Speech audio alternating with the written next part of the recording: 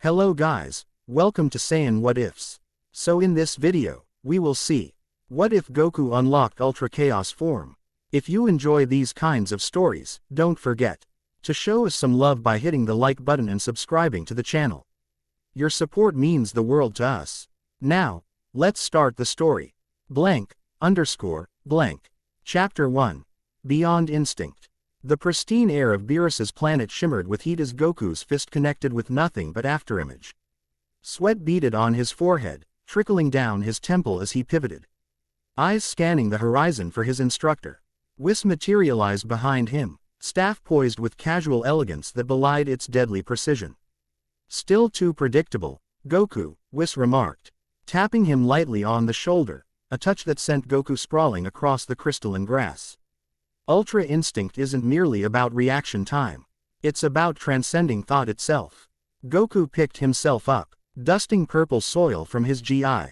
The familiar weight of frustration settled in his chest, a sensation he hadn't felt since mastering Super Saiyan Blue. Months had passed since the Tournament of Power, where he'd first unleashed the silver-eyed transformation that gods themselves coveted. Yet mastery remained elusive. "I know what Ultra Instinct should feel like," Goku said, rolling his shoulder. "But it's like trying to catch mist with my hands. Sometimes it's there, and sometimes." "That's precisely the problem," Whis interrupted, twirling his staff. "You're still trying to catch it. Ultra Instinct isn't something to possess, it's something to become." The angel's words hung in the air as Vegeta approached from the training grounds nearby, his expression the customary mask of barely contained irritation. Unlike Goku, he'd chosen a different path, perfecting his evolved blue form rather than chasing Ultra Instinct. "Kakarot, you've been at this for hours," Vegeta called. "Perhaps it's time you admitted some techniques remain beyond even your reach." Goku grinned, the familiar rivalry instantly lifting his spirits. "Giving up isn't really my style, Vegeta.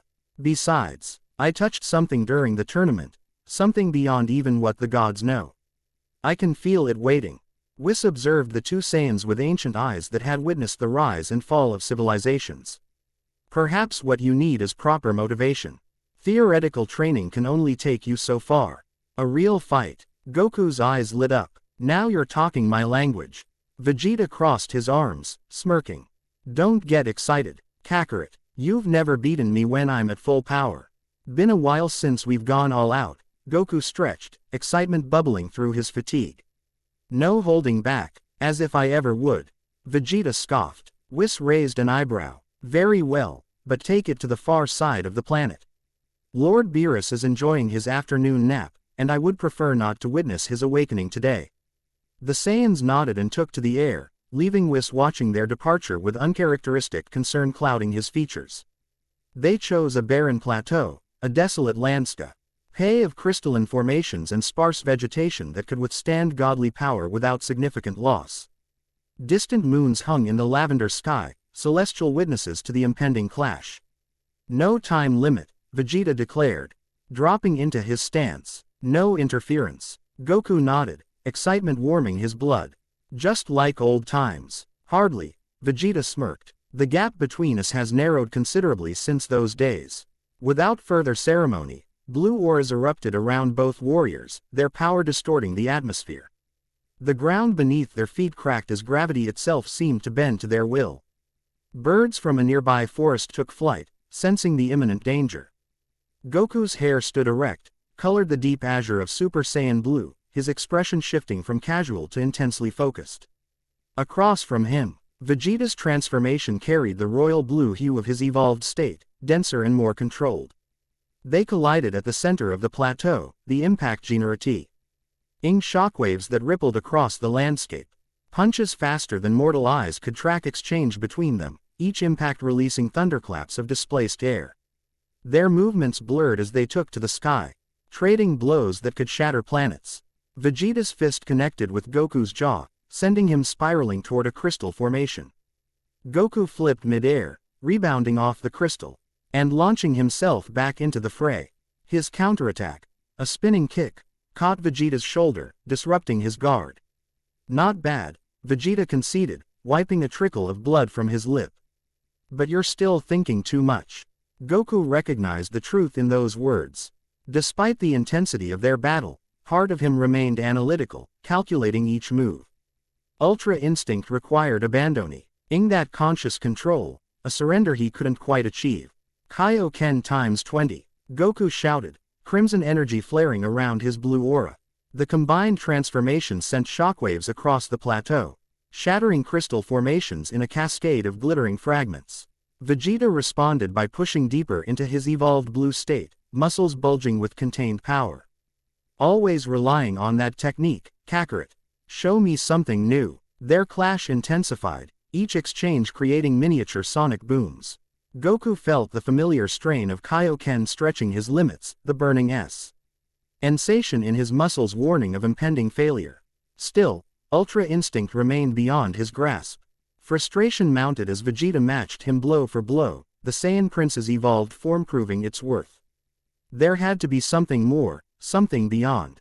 In a desperate gambit, Goku closed his eyes mid-battle, a dangerous move that earned him a punishing blow to the ribs. He felt bones crack but ignored the pain, searching inward instead. The silver coolness of Ultra Instinct flickered at the edges of his consciousness, tantalizing but incomplete. Is this all you have? Vegeta taunted, driving a knee into Goku's midsection. Where's that silver-eyed form that even had the gods trembling? Something inside Goku rebelled at those words. Not his pride. Something deeper, more primal. High's consciousness reached beyond the familiar pathways of Ki, beyond even the divine energy he'd learned to channel. There, in the spaces between thought and instinct, he sensed something new, a swirling, untamed energy that seemed to exist between dimensions rather than within them. Curious, he reached for it. The universe screamed. Reality itself seemed to ripple around Goku as he made contact with the strange energy. It wasn't the cool silver flow of Ultra Instinct but something wilder, chaotic and primordial. Power unlike anything he'd experienced flooded his system, neither mortal nor divine. But something that existed outside conventional understanding. Vegeta froze mid-attack, eyes widening. Kakarot, what have you done? Goku couldn't answer. The energy coursed through him like liquid lightning, rewriting the very nature of his key pathways. His aura fluctuated wildly, flashing between blue, silver, and something else entirely, a swirling vortex of colors that shouldn't exist in normal space. This isn't Ultra Instinct. Goku managed through gritted teeth, his voice distorted as if speaking through water. It's something else. The sky above them fractured like glass, revealing glimpses of other realities through the cracks. Lightning of impossible colors arced between clouds that formed patterns defying Euclidean geometry. The very air hummed with discordant energy that made Vegeta's hair stand on end. Control it, Kakarot, Vegeta shouted, backing away as the chaotic energy expanded outward. Whatever you've tapped into, it's disrupting the dimensional barriers. Goku struggled to contain the surging power, but it was like trying to dam an ocean with his bare hands. The energy wasn't malevolent, it simply existed beyond the constraints of order or purpose that defined conventional Ki. It was pure potential, unconstrained by laws of physics or divine hierarchy. In the distance, a thunderclap announced the awakening of Beerus. The god of destruction appeared beside them in an instant, his typically languid demeanor replaced by alert concern. You fools, what have you? Beerus's words died as he witnessed Goku's transformation. For perhaps the first time in millions of years, the destroyer's face registered genuine shock. Impossible. Whis arrived a heartbeat later, his usual smile absent. Oh my, this is most unexpected. Goku felt his consciousness fragmenting, awareness simultaneously extending to multiple points in space-time. He could perceive events happening parsecs away, glimpse potential futures branching like fractal patterns, sense the multiverse breathing around him. Help me, he managed, voice echoing strangely. Whis moved with unprecedented urgency, tapping his staff against Goku's chest. Divine energy pulsed through the Saiyan, temporarily containing the chaotic power threatening to tear him apart. Breathe, Goku, Whis instructed, his voice unnaturally serious. Focus on my staff. Let the energy flow through you rather than trying to control it. Gradually, the wild fluctuations in Goku's aura stabilized, not disappearing but settling into a pattern of controlled chaos. The dimensional fractures in the sky slowly mended themselves, reality knitting back together. As Goku's perception narrowed back to conventional space-time, he became aware of a new presence. Standing at the edge of the shattered plateau was A.W. Oman he'd never seen before, tall and regal, with silver-blue hair cascading down armor of intricate cosmic design. Her eyes glowed with inner light, fixed on him with an intensity that transcended mere observation. "Son Goku," she spoke, her voice carrying harmonic undertones like multiple voices speaking in perfect unison. "What have you awakened?" Serafina had monitored dimensional stability in Universe 7 for millennia without incident. As a celestial guardian from Universe 13, a realm so advanced that even gods of destruction approached with caution, her duties rarely required direct intervention. Until today, the dimensional tremor had nearly thrown her from her meditation chamber in the celestial spire, a disruption so profound it had sent warning signals across all 13 universal monitors simultaneously. Such an event should have been impossible without the direct intervention of a destroyer or creator deity. Yet the signature was unmistakably mortal. Her transit to Universe 7 had taken seconds rather than the customary hours, emergency protocols overriding the usual dimensional barriers. What she found defied explanation. A Saiyan, a mortal species she'd long studied for their peculiar evolutionary adaptations. Channeling energy that existed between dimensions rather than within them. Chaos energy, the primordial force that predated creation itself. Now, standing before the being responsible, she found herself uncharacteristically uncertain. Her training demanded immediate neutralization of the threat. Chaos energy was expressly forbidden by celestial law. Yet something about this mortal gave her pause. "I am Serafina, celestial guardian of Universal Boundary 13, she introduced herself formally, approaching the group with measured steps. "That energy you channeled should not be accessible to any being below the celestial hierarchy. Explain yourself." The Saiyan, Son Goku, according to her records, looked confused rather than guilty, the typical reaction of mortals who stumbled upon forbidden knowledge. More concerning was the angel's presence. Whis of Universe 7 should have prevented such an incident. "I'm not sure what happened," Goku admitted, studying. His hands where traces of iridescent energy still flickered between his fingers. "I was trying to reach Ultra Instinct, but I found something different." Chaos energy, Whis supplied, his express ion unreadable even to her celestial perception. The primal force that exists in the spaces between universes. No mortal has successfully channeled it in, ever. Serafina narrowed her glowing eyes. For good reason. Chaos energy distorts the fabric of reality itself. Unchecked, it could collapse the dimensional barriers between universes. The god of destruction, Beerus, she recalled from the records, stepped forward with the casual arrogance typical of his kind. "Is that why you're here? To eliminate the threat?" His clawed hand flexed, destruction energy gathering at his fingertips. "If necessary," she answered evenly, her armor resonating with defensive energy. "Though I prefer investigation before execution." "Nobody's executing anyone," Goku stated, stepping between them with surprising confidence for someone who had nearly torn reality apart moments ago. "Look, I didn't know what this energy was. I was just trying to get stronger." Serafina studied him, extending her celestial perception beyond physical form to examine his energy signature. What she found disturbed her. The chaos energy hadn't simply passed through him. It had bonded with his life force, altering his very existence on a fundamental level. "It's too late for simple containment," she announced, addressing Whis rather than the mortals. "The chaos energy has integrated with his key pathways. Removing it would destroy him at the cellular level." "Is that a problem?" Beerus asked bluntly. "It would be unwise to destroy him," Whis interjected smoothly. "Chaos energy, once bonded to a vessel, requires controlled release. Abrupt termination would result in unpleasant consequences." "How unpleasant?" Vegeta demanded. "Universal collapse," Serafina stated flatly. "The energy would release all at once without a vessel to contain it." A heavy silence fell over the group as the implications sank in. Goku, surprisingly, looked more intrigued than concerned. "So this chaos energy," he began, "is it stronger than Ultra Instinct?" Serafina blinked, momentarily speechless at the simplistic question. "It's not comparable. Ultra Instinct is divine technique. Chaos energy is primordial force, raw potential without form or purpose. But could I learn to control it? Use it to fight? You misunderstand the gravity. Serafina started, then paused, reassessing the Saiyan. His question wasn't born of recklessness but genuine curiosity, the need to understand this new power. Perhaps that perspective offered a solution. Theoretically, yes, with proper training, the energy could be channeled constructively.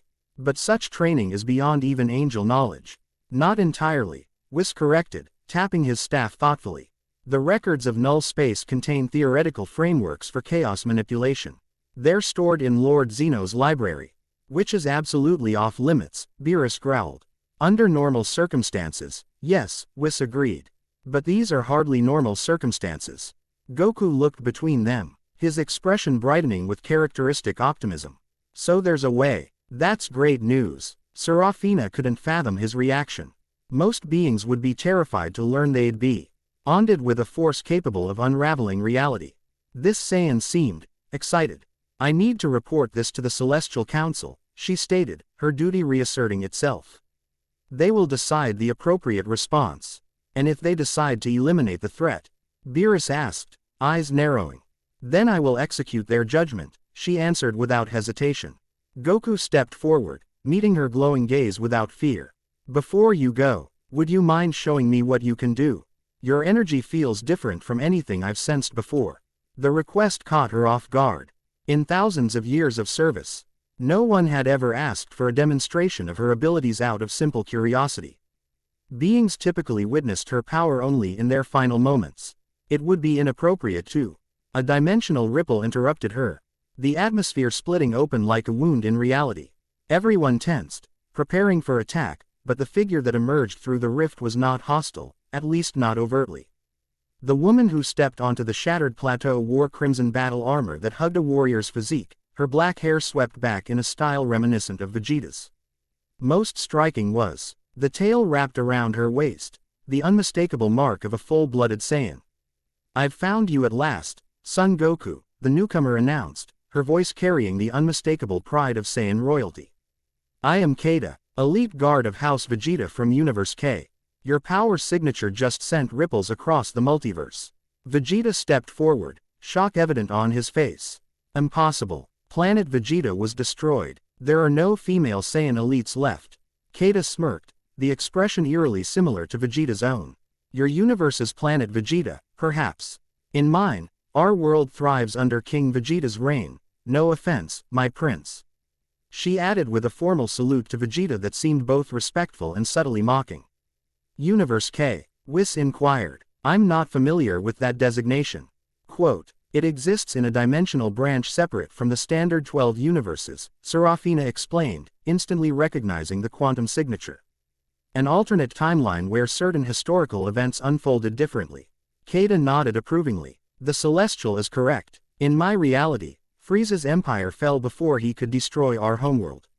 We've since established the Saiyan dominion across our galaxy. Her attention returned to Goku. But that's not why I'm here. I felt your energy breach dimensional barriers, power that rivals our greatest legends. You crossed universal boundaries without authorization, Serafina stated, her tone sharpening.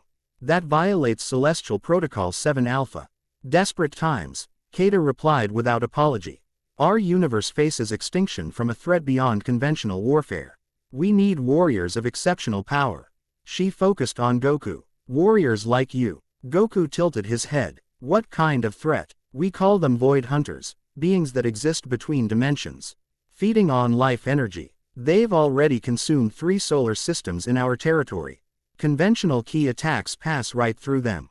Serafina tensed, immediately connecting the information with the chaos energy Goku had tapped. When did these attacks begin? 3 cycles ago, what you would call days. Exactly when Goku had first touched the chaos energy. The connection couldn't be coincidence. These void hunters, Whis interjected, do they appear as shadow forms with points of light where eyes should be? Kata looked surprised. You've encountered them? No, there are ancient records describing such entities. They're attracted to dimensional disruptions, particularly those involving chaos energy. All eyes turned to Goku, who had the grace to look mildly sheepish. So, I accidentally invited some interdimensional bad guys to attack your universe. It would appear so, Whis confirmed. Goku's expression shifted to determined resolve. Then I should help stop them. That is precisely what you should not do, Serafina countered. Further use of chaos energy without proper training would only attract more of these entities. But I can't just let people suffer because of something I did, Goku protested. Keita stepped closer, her tail unwrapping from her waist to sway behind her, a sign of heightened emotion among Saiyans. Our greatest warriors have fallen against these creatures. If your power truly attracted them, perhaps it can also repel them. We host the Galactic Combat Tournament in 7 days. Come with me, test your abilities against our finest, and perhaps find a solution to both our problems. Beerus growled. Out of the question. Goku is not leaving this universe until we understand what's happening. With respect, Lord Beerus, Whis said thoughtfully. This may present a unique opportunity. If the Void Hunters are indeed attracted to chaos energy, studying them could provide insight into how Goku might control his new abilities. And risk spreading this contamination further. Absolutely not. I could accompany him, Serafina found herself saying, surprising everyone, including herself. To monitor the dimension, stability and contain any further breaches. You would abandon your duty to the Council?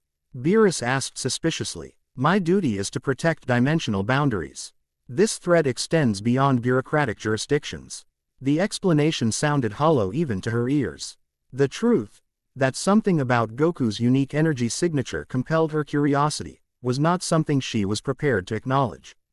Keita grinned, revealing canines slightly longer than human standard.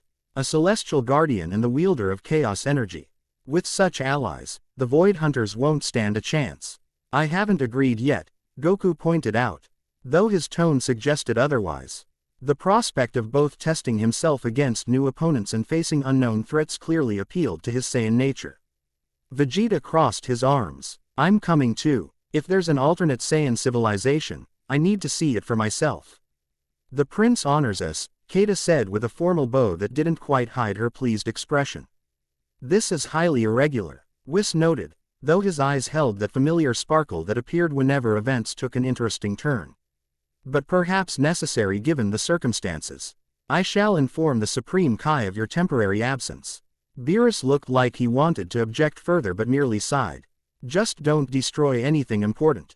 I don't want to deal with the paperwork if another universe collapses.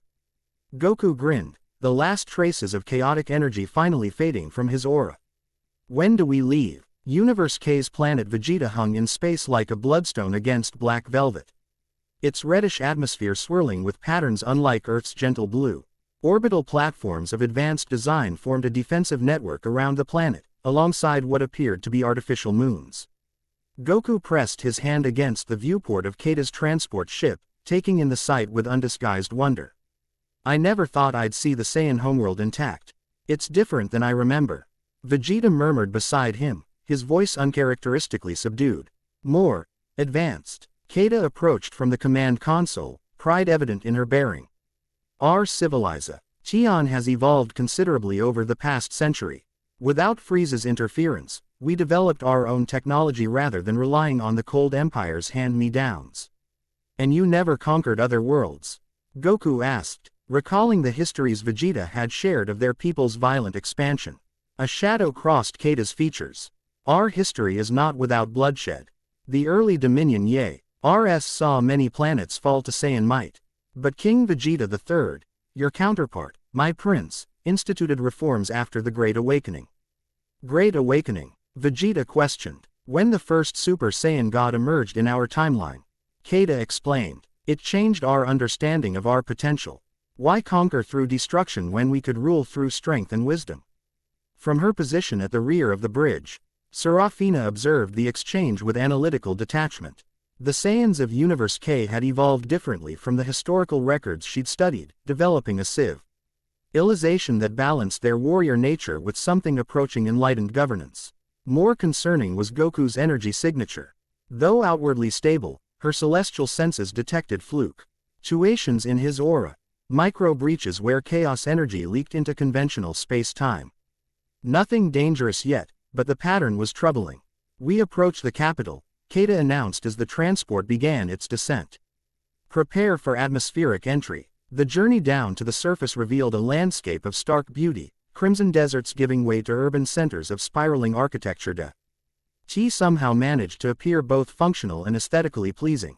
Unlike the primitive dwellings Vegeta had described from his childhood, these were clearly the work of an advanced civilization. Their landing platform connected to a massive coliseum structure that dominated the capital's skyline. As they disembarked, a delegation approached, Saiyans in ceremonial armor led by an older warrior, whose bearing commanded immediate respect. Commander Paragus, Kata greeted with a formal salute. I present our guests, Prince Vegeta and Son Goku of Universe 7, and Serafina, Celestial Guardian of Universe 13. Goku whispered to Vegeta, isn't Paragus? Not now, Vegeta hissed back. Commander Paragus studied them with keen eyes that missed nothing.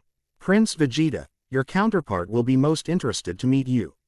He's currently in the Eastern Territories overseeing the evacuation. His gaze shifted to Goku. And you must be the one who caused the dimensional disturbance. You don't look like much. Before Goku could respond, alarms blared throughout the city.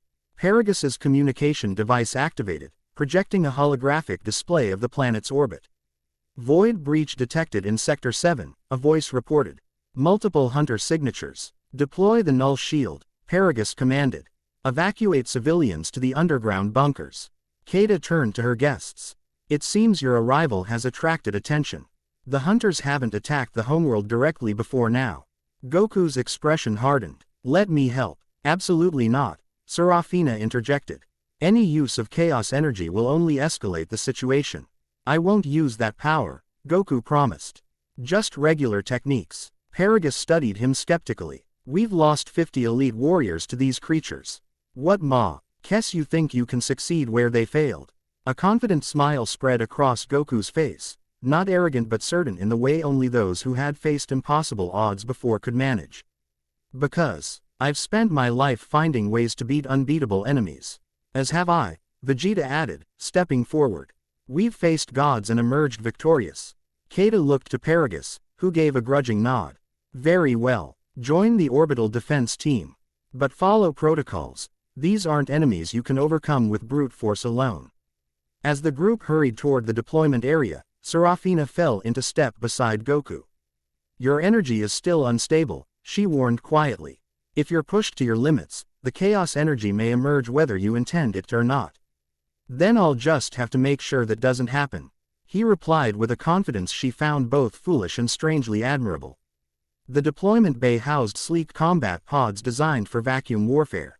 Kata efficiently briefed them on the operation while technicians provided specialized armor adapted to Saiyan physiology.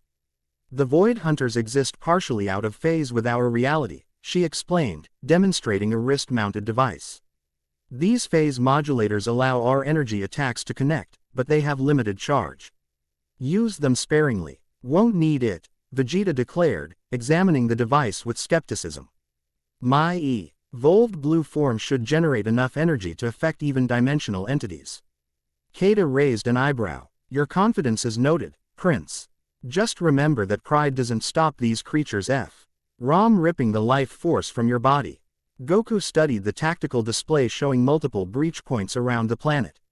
They're attacking in a pattern, he observed, surprising everyone with his tactical insight. Like they're testing defenses. Paragus looked at him with newfound respect. You have a warrior's eye. Yes, they're probing for weaknesses before committing to a full assault. What's their objective? Serafina asked, her celestial senses already detecting the dimensional instabilities surrounding the planet. Life energy, Kata answered grimly. They consume it like we consume food. An entire city's worth leaves barely a dent in their hunger.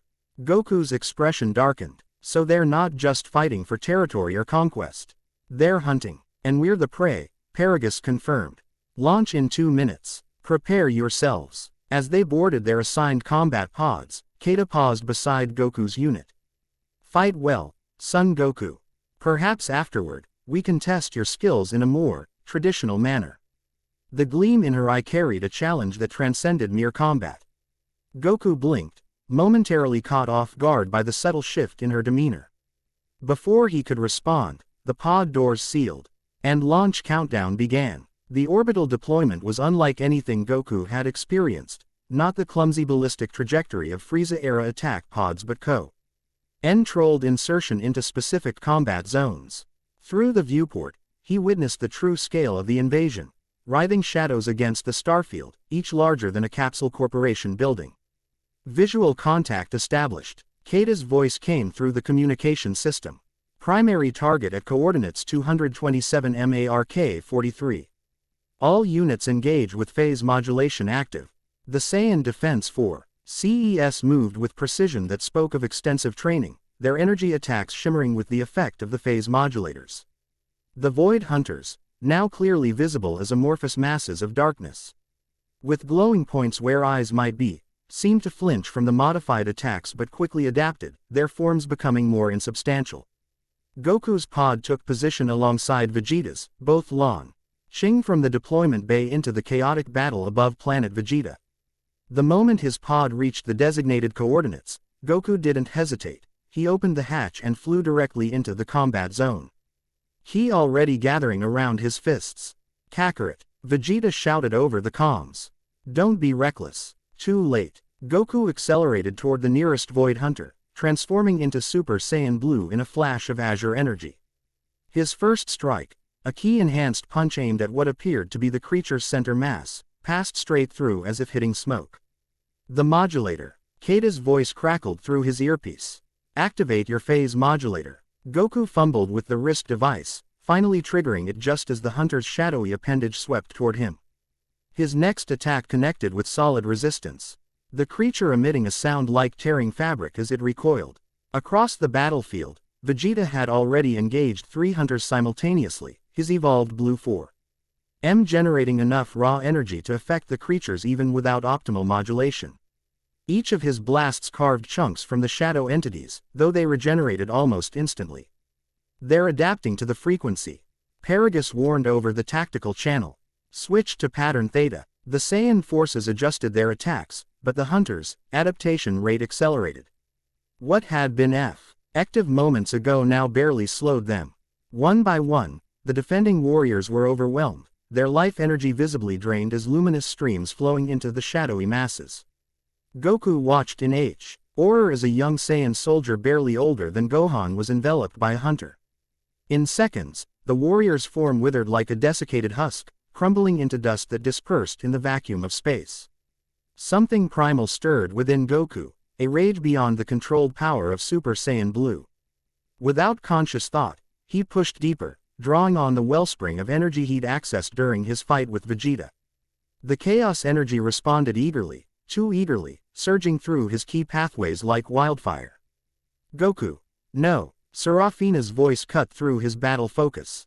The Celestial Guardian had followed them into orbit, her armor generating a protective field that allowed her to move through space unhindered. The chaos energy will attract more of them. Too late. The power erupted around Goku in a vortex of impossible colors, his aura shifting between blue, silver, and something else entirely, a swirling maelstrom of energy that distorted space-time around him. His hair fluctuated between styles, sometimes blue, sometimes silver, sometimes moving as if underwater. The effect on the Void Hunters was immediate and unexpected. Rather than being attracted, they recoiled from the chaotic energy, their shadowy forms contracting as if in pain. They're retreating, Kata announced, surprise evident in her voice. Whatever you're doing, keep doing it. Goku hardly heard her. The chaos energy expanded his consciousness beyond normal perception, allowing him to see the hunters as they truly were, not three-dimensional entities but projections of higher-dimensional beings feeding through localized breaches in reality. In this heightened state, he understood intuitively how to counter them. With a primal shout, he released a concentrated burst of chaos energy, not the wild erupt Qian from before but a focused beam that targeted the dimensional anchors connecting the hunters to their higher dimensional forms. One by one, the shadowy entities were severed from their source, dissolving into particles that scattered across the orbital battlefield. As the last hunter disintegrated, Goku felt the chaos energy begin to slip from his control. His expanded consciousness fragmented, awareness snapping back to conventional reality with disorienting abruptness. The sudden transition left him disoriented and drained, drifting in space as his aura flickered and died. Strong arms ca. UGHT him before he could fall toward the planet's gravity well. Through blurred vision, he saw Kata's face, concern replacing her usual warrior's detachment. That was either the bravest or most foolish thing I've ever witnessed, she said, supporting his weight as they descended toward the planet. Possibly both. Did it work? Goku managed, his voice raspy from exertion. They're gone, Vegeta confirmed, joining them in their descent. For now, at least. But what the hell was that power, Kakarot? That wasn't Ultra Instinct. Before Goku could respond, Serafina intercepted their trajectory, her expression grave. The dimensional barriers are destabilizing. Your use of chaos energy has accelerated the process. But it drove them away, Kata argued. For the first time, we have a weapon against them. A weapon that may collapse your entire universe if misused, Serafina countered. The hunters retreated because even they recognized the danger of unconstrained chaos energy. As they approached the planetary surface, Goku felt his strength gradually returning, though a peculiar resonance remained, as if the chaos energy had permanently altered something fundamental within him. Reconcerning was the hunger that gnawed at his core, deeper than physical need. The power had exacted a price. The landing bay erupted in cheers as they returned, news of their victory having preceded them. Paragus approached with a formal salute that included Goku this time. The royal family wishes to express their gratitude, he announced. King Vegeta requests your presence at tonight's banquet. First, we need a secure location to examine what happened, Serafina insisted. The dimensional disturbance continues to spread. Paragus nodded grimly. Our science division has prepared containment facilities. This way. As they followed Paragus deeper into the complex, Goku noticed Kata watching him with an expression that mixed fascination with something else, a warrior's evaluation of potential worthy of respect. Your power, she said quietly as they walked. It's unlike anything in our legends. Even the tales of the first Super Saiyan God pale in comparison. It's not really mine, Goku admitted. It's more like, I found a door that shouldn't have been opened. Perhaps, Kata mused, or perhaps you were meant to open it. Our histories speak of a warrior who would transcend dimensional boundaries, the chaos bringer who heralds either salvation or destruction. Goku laughed nervously. I'm just a guy who likes to fight strong opponents. Are you? Her intense gaze suggested she saw something deeper. Our tournament begins tomorrow. Perhaps you'll discover who you truly are in the crucible of combat. The science division occupied a massive underground complex shield, dead with technology that even Bulma would have envied. Lead scientist Nyan, a female Saiyan with uncharacteristic spectacles and a laboratory coat over traditional armor, greeted them with barely contained excitement. The readings from orbit were extraordinary, she exclaimed, directing them toward scanning equipment. Your energy signature rewrote fundamental quantum equations in real time. That's what concerns me, Serafina stated, her armored form commanding immediate attention. Chaos energy doesn't belong in conventional space-time. It erodes dimensional boundaries. Nyan nodded eagerly. Precisely why we need to study it. If we understand the erosion pattern, perhaps we can develop countermeasures against the hunters. Or accelerate your universe's collapse, Serafina countered. As the scientists and Celestial Guardian debated, Goku found himself drawn to a strange device at the center of the laboratory, a containment field housing what appeared to be a fragment of pure darkness. What's that? He asked, interrupting the technical discussion. Nyan followed his gaze. A captured hunter fragment. We managed to contain it after an attack last cycle, but it's deteriorating rapidly. Goku approached the containment field, feeling a peculiar resonance between the fragment and the residual chaos energy still flowing through his system. Without thinking, he placed his hand against the transparent barrier. The reaction was immediate and dramatic. The fragment pulsed with negative light, stretching toward Goku's hand as if desperately seeking connection. At the same point, Goku felt the chaos energy within him surge in response, flowing toward his palm of its own volition. Step away from the containment field, Serafina ordered, moving with preternatural speed to intercept him. Too late. The barrier between Goku and the fragment shattered, not physically but dimensionally. For a brief moment, his hand existed in the same quantum state as the hunter fragment. In forma, Tian flooded his consciousness, alien thoughts, incomprehensible motivations, a hunger that transcended physical need. And something else, recognition. The fragment didn't just respond to the chaos energy, it feared it. These hunters weren't predators exploiting dimensional weaknesses, they were refugees fleeing something far worse in the spaces between universes. As quickly as the connection formed, it severed. Goku stumbled backward, supported by Vegeta's steady hand. What happened? Kata demanded, weapons trained on the now empty containment field. It's gone, Nyan confirmed, checking instruments. Completely reabsorbed into somewhere else. Goku blinked, his mind struggling to process the alien concepts that had momentarily occupied his thoughts. They're running from something, he managed finally. The hunters, they're not invading. They're escaping. Escaping what? Vegeta asked. Before Goku could answer, alarms blared throughout the facility. Paragas's communication device activated with emergency priority. Multiple breaches detected. Came the panicked report. City sectors 3 through 7. They're inside the planetary shield. Impossible, Kata whispered. The modulators should have. They've adapted, Goku realized. My chaos energy showed them how to bypass your defenses. Paragus was already issuing evacuation orders, his warriors' discipline prevailing over panic. All combat-capable personnel to defensive positions. Civilian evacuation to deep shelters. We need to help, Goku insisted, already moving toward the exit. You've helped enough, Serafina stated coldly. Each use of chaos energy makes the situation worse. Then I won't use it, he promised. But I can't stand by while people die. A new alarm sounded, different from the invasion warning. Nyan checked her instruments, face paling. Dimensional breach in the laboratory. Something's coming through. Reality split open at the center of the room, not the shadowy portal of the hunt.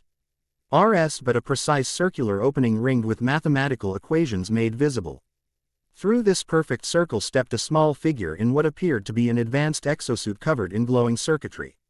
Finally found you, the newcomer exclaimed in a decidedly feminine voice. She removed her helmet, revealing a young woman with bright eyes and hair that seemed to change colors with each movement. Do you have any idea how hard it is to track quantum resonance across dimensional barriers? Nearly fried my calibrator 3 times. Everyone stared in stunned silence at the unexpected arrival. Oh, right, introductions. She performed an awkward bow. Lyra Briefs, quantum physicist and cross-dimensional traveler. I've been tracking the chaos energy signature since it first appeared. Her gaze fixed on Goku. That would be you, I presume. The walking dimensional anomaly. Briefs. Vegeta repeated. As in, Bulma Briefs is my mother in my timeline, Lyra confirmed. Though I suspect her version is somewhat different from mine. Multiverse theory and all that. She waved dismissively as if discussing breakfast options rather than fundamental reality. Serafina stepped forward, celestial authority radiating from her form. Your unauthorized dimensional transit violates.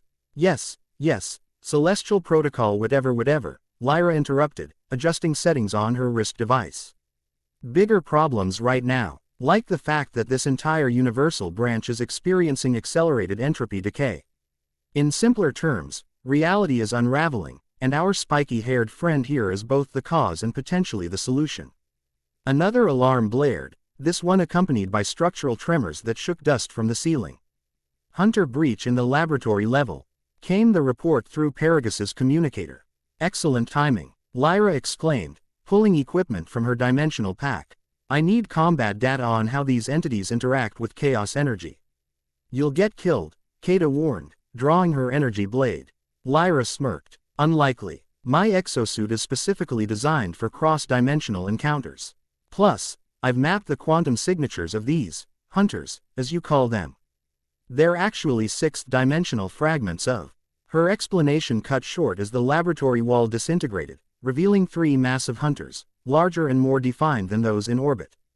Unlike the amorphous shadows from before, these had developed quasi-physical forms with limbs and features that mimicked Saiyan anatomy. Most disturbing were their eyes, no longer points of light, but complex structures that tracked movement with predatory intelligence. They're evolving, Paragus realized with horror. Adapting to our form. Fascinating, Lyra exclaimed, seemingly oblivious to the danger as she activated scanning equipment. They're incorporating genetic material from consumed victims into their dimensional matrix. The lead hunter lurched forward with unnatural speed, its partially formed limb elongating toward the nearest Saiyan scientist. Kata intercepted with her energy blade, the phase-modulated weapon slicing through the appendage, only for it to immediately reform. Conventional attacks are ineffective, she shouted, backing away as her blade passed through the creature's mass with decreasing resistance. The modulator frequency isn't working anymore. Ta transformed into his evolved blue state, launching a concentrated attack that momentarily disrupted the hunter's form. They're adapting faster than before. Goku moved to join the battle, but Serafina blocked his path. No chaos energy, she warned. You'll only make them stronger. Then what do you suggest? He demanded as another scientist fell to a hunter, his life essence visibly drained in seconds. Lyra's voice cut through the chaos. I have a theory. The hunters aren't strengthened by chaos energy, they're transformed by it. Your partial transformation earlier didn't empower them, it rewrote their dimensional frequency. Meaning what? Goku asked, dodging a shadow tendril that snaked toward him. Meaning full exposure might not make them stronger, Lyra explained, fingers flying over her equipment. It might destroy them completely, or convert them into something else entirely. That's theoretical at best, Serafina objected. The risk is already here, Goku finished, atching as more hunters poured through the breach in the wall. If I do nothing, everyone dies anyway. Decision made, Goku centered himself, reaching for the chaos energy that hummed beneath his conventional ki. This time, rather than fighting its chaotic nature, he embraced it, allowing the wild power to flow through pathways previously restricted to disciplined control. The transformation wasn't the explosive eruption from before but something more controlled, a deliberate descent into calculated chaos.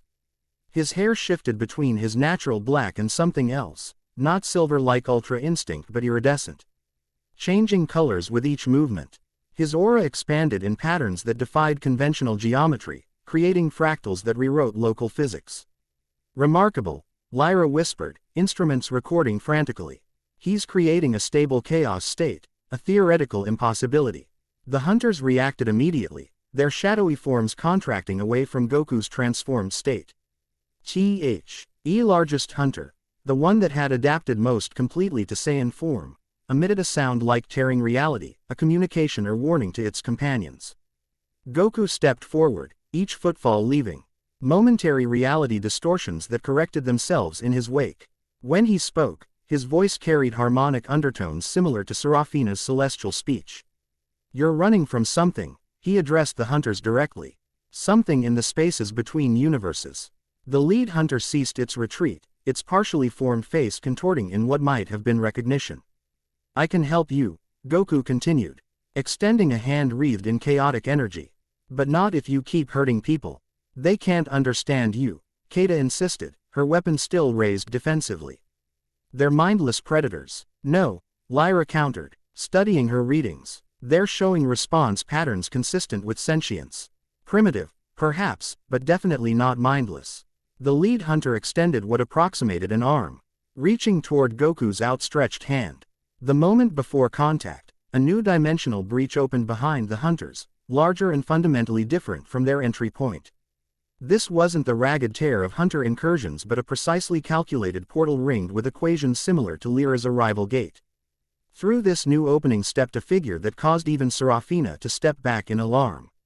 Humanoid in basic shape but wrong in fundamental ways, the newcomer appeared to be wearing ornate armor that shifted and flowed like liquid metal. Where a face should be. Was a mask depicting an expressionless visage with empty eyes. At last, the figure spoke, its voice resonating on multiple frequencies simultaneously. The chaos vessel awakens. The hunters cowered before this new arrival, their shadowy forms contracting into defensive postures. Even in his chaos-enhanced state, Goku felt a chill of recognition, not of the being itself but of the power it wielded. This was no mere dimensional traveler. Lord Entropy, Serafina named it, her celestial armor brightening defensively. Ancient One of the Void. Celestial Guardian, the figure acknowledged with a slight nod. Still maintaining the illusion of order, I see. How predictably tedious. Lyra's instruments emitted warning signals as she backed away. That entity is generating an entropy field exponentially more powerful than the hunters. It's accelerating dimensional decay just by existing here. Lord Entropy's attention shifted to Goku, its featureless mask somehow conveying intense interest despite the absence of expression. The mortal who touched chaos. How delightfully unexpected. Goku maintained his transformed state, instinctively sensing that dropping it would be fatal. Who are you? What do you want? I am the inevitable end of all things, mortal. As for what I want. The figure gestured casually at the cowering hunters. These fragments fled my domain when they sensed your awakening.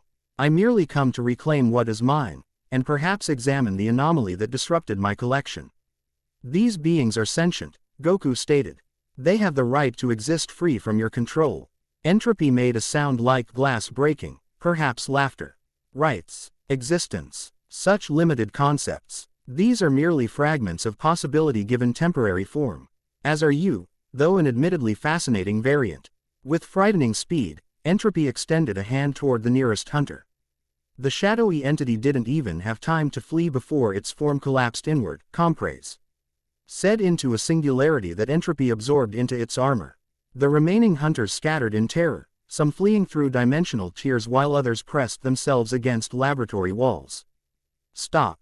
Goku moved to intercept, chaos energy flaring around his fist as he launched himself at the intruder. Entropy met his attack with casual ease, catching Goku's chaos-enhanced fist in a grip. It felt like being trapped in hardening concrete. Intriguing. You've harmonized with primordial chaos far more effectively than any mortal should be capable of. Your existence warrants further study. With a negligent gesture, Entropy hurled Goku across the laboratory, his body crashing through equipment before impacting the reinforced wall hard enough to create a crater. Despite the chaos energy protecting him, Goku felt ribs crack from the impact. Vegeta and Kata attacked simultaneously, their combined assault generating enough power to momentarily distract Entropy. Serafina joined with celestial energy that carved furrows in the entity's liquid metal armor. Your interference is noted, Guardian, Entropy stated, sounding more annoyed than threatened. The Celestial Council's neutrality agreement apparently means little. You've violated dimensional boundaries, Serafina countered, her armor generating shields that deflected Entropy's counterattack. The agreement is void. While the battle raged, Lyra made her way to Goku's side, helping him from the impact crater. That entity is consuming dimensional energy with every movement, she explained urgently. This entire timeline will collapse if it remains much longer. Goku wiped blood from his mouth, the chaos energy already mending his broken ribs. How do we stop it? We don't, Lyra admitted. At least not directly. But I have a theory about your chaos energy. It might be able to counteract the entropy effect. Across the laboratory, Vegeta crashed into a bank of equipment, his blue aura flickering as he struggled to rise. Kata fared slightly better, her speed allowing her to evade Entropy's attacks, but her own strikes proved ineffective. Even Serafina, with all her celestial power, merely held the entity at bay without inflicting significant damage. Entropy advanced methodically, each step accelerating the decay of surrounding matter. Equipment aged and crumbled, metal oxidized, organic materials withered.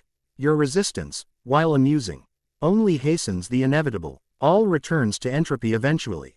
Not today, Goku declared, channeling deeper into the chaos energy. This time, rather than unleashing raw power, he focused on its creative potential, the counterbalance to entropy's dissolution.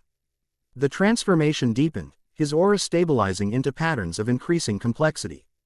Where entropy's presence caused decay, Goku's chaos-enhanced field generated renewal. Plants sprouted from broken concrete, metal restructured into pristine condition, energy patterns rearranged into harmonious configurations. Entropy paused, its featureless mask tilting in apparent curiosity. Fascinating. You're not merely channeling chaos, you're shaping it. A mortal architect of primordial force. Whatever you're doing, keep doing it. Lyra encouraged, her instruments recording frantically. The dimensional decay is stabilizing. Goku stepped forward, each movement leaving creation in his wake rather than destruction. I don't fully understand this power, he admitted. But I know it's the opposite of what you represent. Not opposite, entropy corrected. Complementary. Chaos and entropy, two aspects of the same fundamental force. The entity's armor shifted, revealing glimpses of a form composed of pure mathematical abstraction beneath. Perhaps that's why you can wield it without being consumed. A unique adaptation in an otherwise unremarkable species. The remaining hunters had stopped fleeing, their shadowy forms oscillating in patterns that seemed to respond to Goku's chaos field. One by one, they moved behind him, as if seeking protection. They recognized the resonance, Lyra observed. Your chaos signature is similar enough to their native dimension to provide stability, but without the entropic decay that's consuming their home realm. Entropy's mask shifted subtly, the first indication of emotion from the otherwise expressionless entity. How inconvenient. It seems my Fr. Agments have found an alternative patron. The liquid metal armor flowed more rapidly, indicating what might have been agitation. No matter what chaos creates, entropy will ultimately claim. With startling abruptness, entropy opened a portal behind itself. Not the calculated precision of its arrival but something hastier, less controlled. We shall meet again, Chaos Vessel. Your power has only postponed the inevitable. Wait, Goku called, but entropy had already stepped through the portal, which sealed immediately behind it, leaving no trace of its existence. The laboratory fell silent save for the hum of damaged equipment and the soft whirring of Lyra's instruments. Gradually, Goku allowed the chaos transformation to subside, though he maintained enough energy to prevent the hunters from destabilizing. Is it gone? Keita asked, helping Vegeta to his feet. For now, Serafina confirmed, her celestial senses scanning dimensional frequencies. But it will return. Lord Entropy is a patient entity. It operates on timescales beyond mortal comprehension. Lyra approached the nearest hunter, scanning it with obvious fascination. These entities are stabilizing in your presence, she told Goku. The chaos field you generate provides a compatible dimensional frequency without the entropic decay of their native realm. So they weren't attacking out of malice? Goku asked. They were just trying to survive. Survival is their primary directive, Lyra confirmed. They consume life energy because it's the closest analog to their natural sustenance in higher dimensions. Paragus, who had maintained defensive position throughout the encounter, finally lowered his weapon. That doesn't change the fact that they've killed hundreds of our people. No, Goku agreed solemnly. But it means there might be a solution beyond just destroying them. Keita studied the now docile hunters with a warrior's pragmatism. What do you propose? We can't simply coexist with predators that feed on life energy. Perhaps you can, Lyra suggested, excitement building in her voice. I might be able to modify my dimensional stabilizers to create artificial feeding grounds, pocket dimensions the hunters could sustain themselves without harming sentient life. That's theoretical at best, Serafina cautioned. And it doesn't address the larger threat. Lord Entropy doesn't merely want He's fragments, it wants the chaos energy that Goku now wields. Then I need to learn to control it better, Goku said with characteristic determination. If this power can counter entropy's decay, maybe that's why I found it in the first place. A noble sentiment, Serafina acknowledged, but chaos energy isn't meant for mortal vessels. Each time you use it, the dimensional barriers weaken further. Unless, Lyra's eyes widened with sudden inspiration. Unless we stabilize the connection. Your body is adapting to the chaos energy, but the process is haphazard. With proper calibration and training, you might achieve true symbiosis rather than just temporary channeling. How? Goku asked. The tournament, Keita interjected. Our galactic combat tournament includes trials specify. Kali designed to push competitors beyond conventional energy manipulation.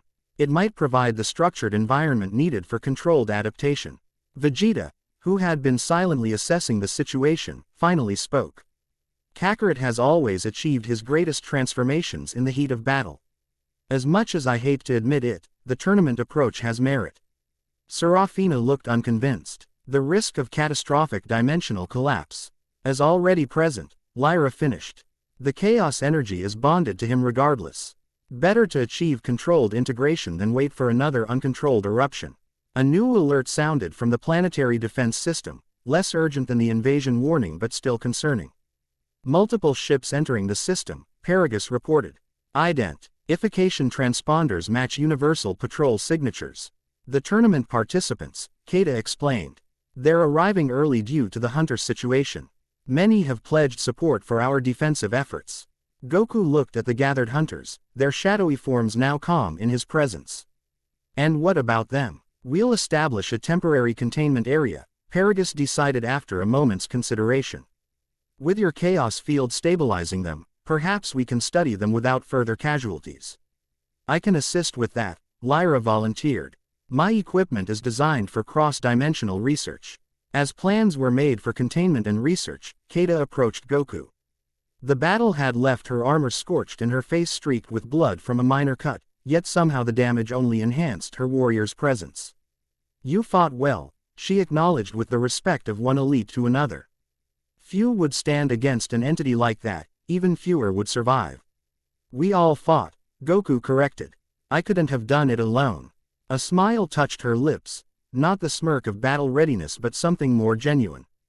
Perhaps there's more to you than just remarkable power, Son Goku. Our legends speak of the Chaos Bringer as both warrior and unifier. I'm just figuring this out as I go, he admitted with disarming honesty. Then perhaps we can figure it out together, she suggested. Starting with proper tournament preparation.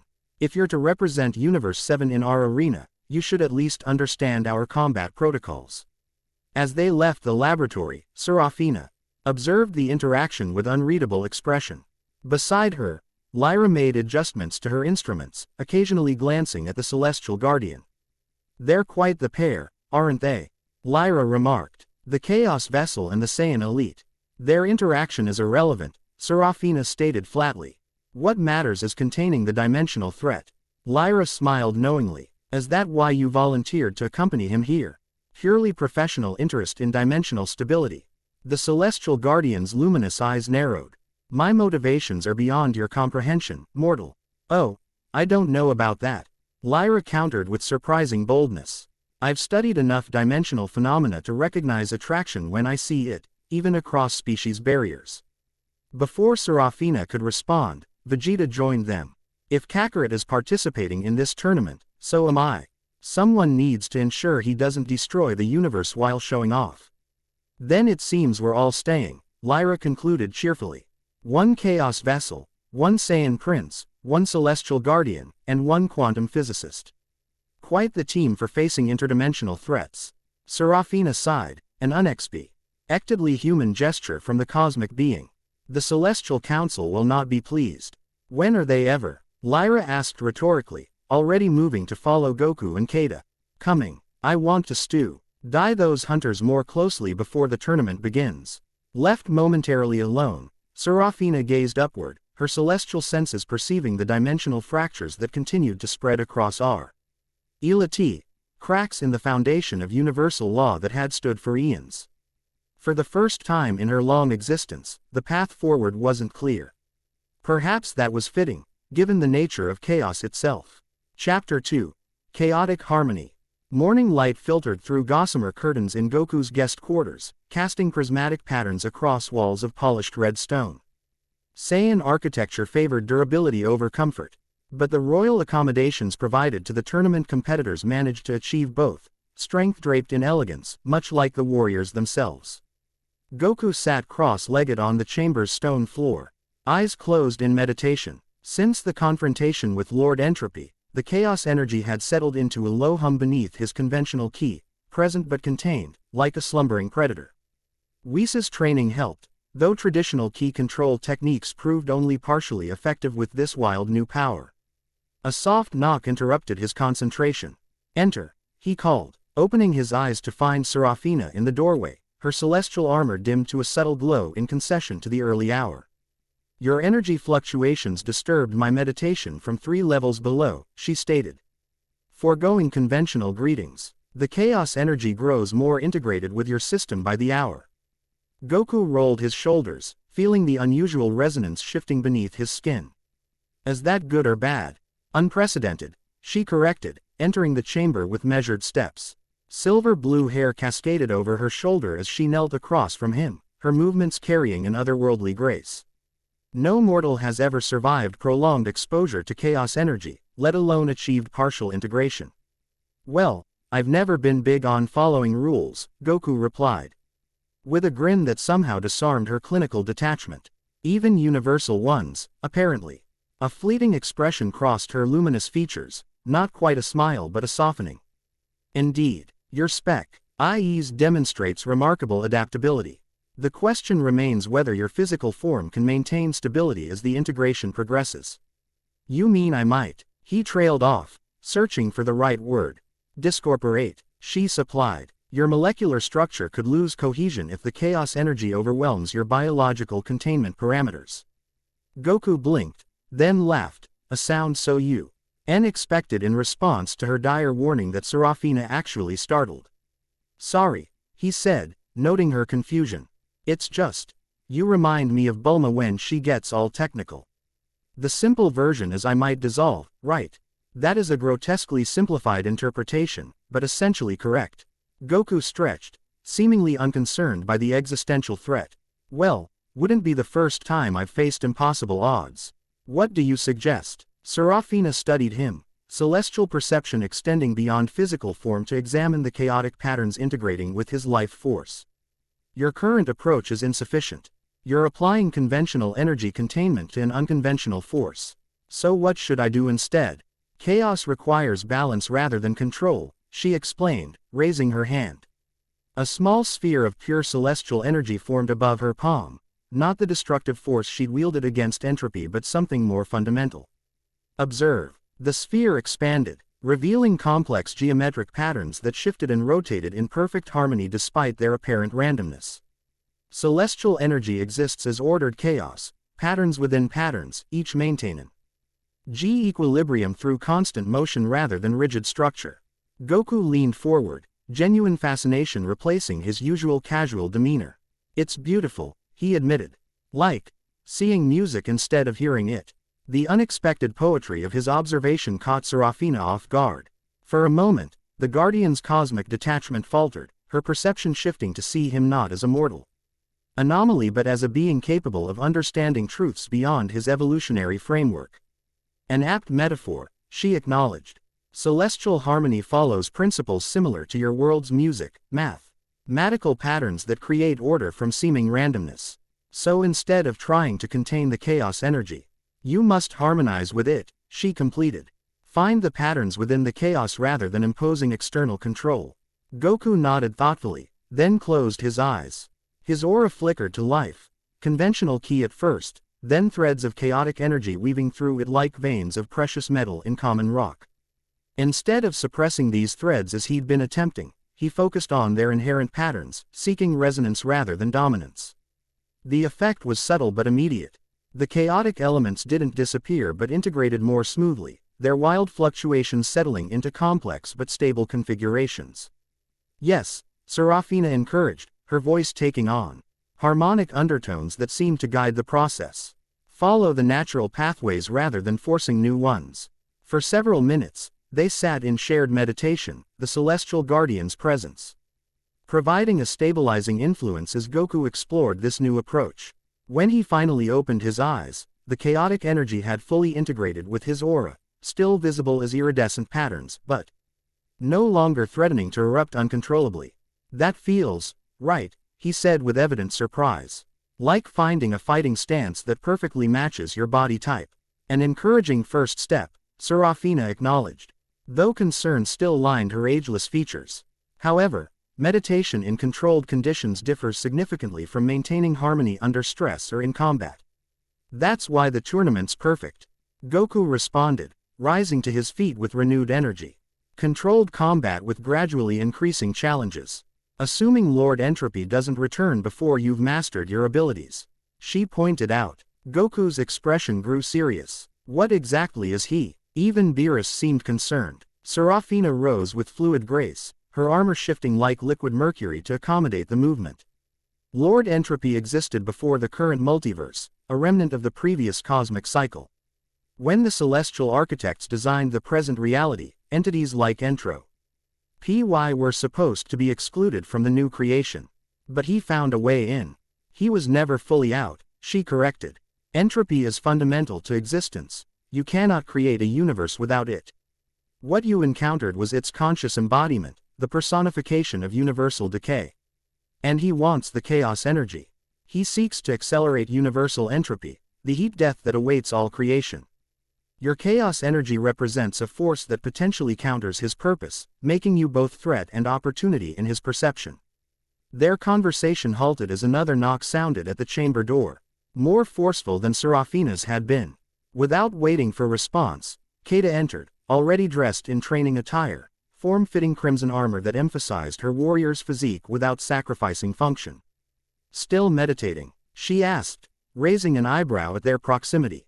The preliminary trials begin in 2 hours, and you haven't even seen the arena. Guardian Serafina was helping me with energy control, Goku explained, oblivious to the subtle tension that entered the room with Keita's arrival. The celestial methods have their place, Keita acknowledged with formal respect that didn't quite reach her eyes, but tournament combat requires practical application, not theoretical understanding. Both approaches have merit, Serafina responded coolly. Keita's tail unwrapped from her waist, swaying in a gesture that signaled both confidence and territorial awareness. Indeed, perhaps that's why I've arranged for us to have exclusive access to the training grounds before the other competitors arrive. If you're interested, Son Goku. Definitely. His enthusiasm bridged the tension between the women. Lead the way. As they departed, Serafina remained momentarily in the chamber, her celestial senses detecting something neither Saiyan had noticed. A subtle dimensional disturbance forming in the spaces between realities, like pressure building before a storm. Whatever time they had to prepare Goku for mastering chaos energy was rapidly diminishing. With silent resolution, she followed them into the corridor, her luminous eyes fixed on Goku's back. Here chaotic energy patterns still swirled beneath the surface of his skin, beautiful, dangerous, and utterly unpredictable. The royal training ground sprawled beneath planet Vegeta's twin suns, a complex of battle platforms, gravity chambers, and obstacle courses that would have made Earth's most advanced facilities seem primitive by comparison. Early morning light cast long shadows across polished stone surfaces as Keita led Goku and Serafina through the currently deserted complex. Our training philosophy differs from what you're accustomed to, Keita explained, her tail now wrapped formal around her waist as she adopted the role of guide. We don't merely develop power, we cultivate precision. Vegeta mentioned something similar, Goku recalled. He said traditional Saiyan training focused on technique before raw strength. Keita nodded approvingly. Your friend remembers his heritage well. Power without control is merely destruction waiting to happen.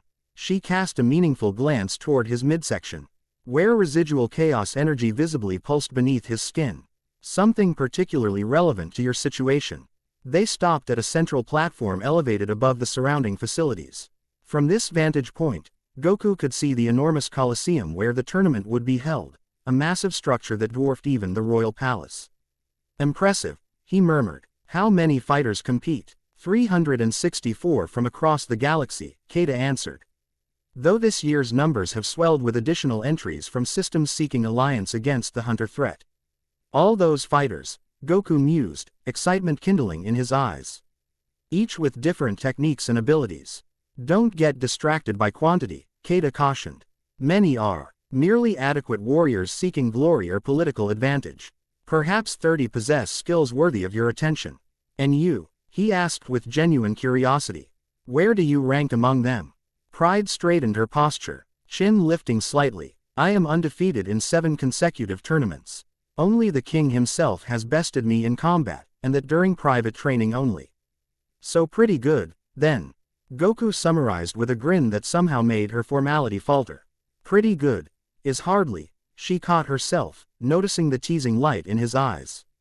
You're baiting me, maybe a little. I've spent enough time around proud warriors to recognize when someone's holding back their true strength. His expression shifted to earnest interest. I'd like to see what you can really do sometime. The invitation hung in the air between them, carrying connotations beyond mere combat that Keita clearly registered. Before she could respond, their attention was drawn to an approaching figure, Lyra. Practically bouncing with excitement as she navigated the training grounds, her exosuit humming with active technology. There you are, she called, waving frantically. I've been looking everywhere. My scanners picked up the most fascinating energy fluctuations during your meditation cycle. The chaos energy is establishing harmonic resonance with your base key structure in patterns of never seen before. She skidded to a stop before them, hair shifting from blue to purple as her excitement peaked. The effect, a result of specialized nanites designed to monitor her neurological state, made her emotions literally visible in real time. Good morning to you too, Lyra, Goku greeted with amusement. Sleep well, sleep. Oh, no, I didn't sleep. Too much data to analyze. The hunter men's are showing remarkable stabilization in your proximity. Their dimensional frequency is synchronizing with your chaos field, creating a sustainable matrix that doesn't require life energy consumption. The words tumbled out in a rush, her hands gesturing emphatically to illustrate concepts that exceeded verbal description. There, healing. Goku attempted to translate. Not exactly healing, more like achieving equilibrium. They're still fundamentally incompatible with our dimension, but your energy creates a buffer zone where they can exist without deteriorating. It's like, she searched for an analogy. Like they're deep-sea creatures who'd normally be crushed at surface pressure, but you're providing a decompression chamber. Serafina stepped forward, celestial interest overriding her previous reserve. This contradicts established dimensional theory. Extra-dimensional entities cannot achieve stability in foreign realities without consuming local energy. Exactly, Lyra agreed, her hair shifting to bright yellow with excitement. That's what makes this so revolutionary. The chaos energy doesn't just contain them, it transforms the local dimensional constants to accommodate their existence patterns. Is that good? Goku asked practically. It's unprecedented. Both women answered simultaneously, then exchanged surprised glances. Keita cleared her throat. Fascinating as this theoretical discussion may be, we have practical matters to address. The preliminary trials begin soon, and Goku needs basic familiarity with our combat protocols. Oh, right, the tournament. Lyra's focus shifted with characteristic suddenness. I've been analyzing the historical data on previous competitions. Did you know that 17% of all matches end with the Crimson Flash technique? It's a modified energy attack that exploits peripheral vision weaknesses in most humanoid species. Keita blinked in surprise. That's actually correct. How did you access that data? Ornament analysis is restricted to royal trainers. Lyra's expression turned sheepish, her hair fading to a muted pink. I might have, borrowed access credentials from the central database.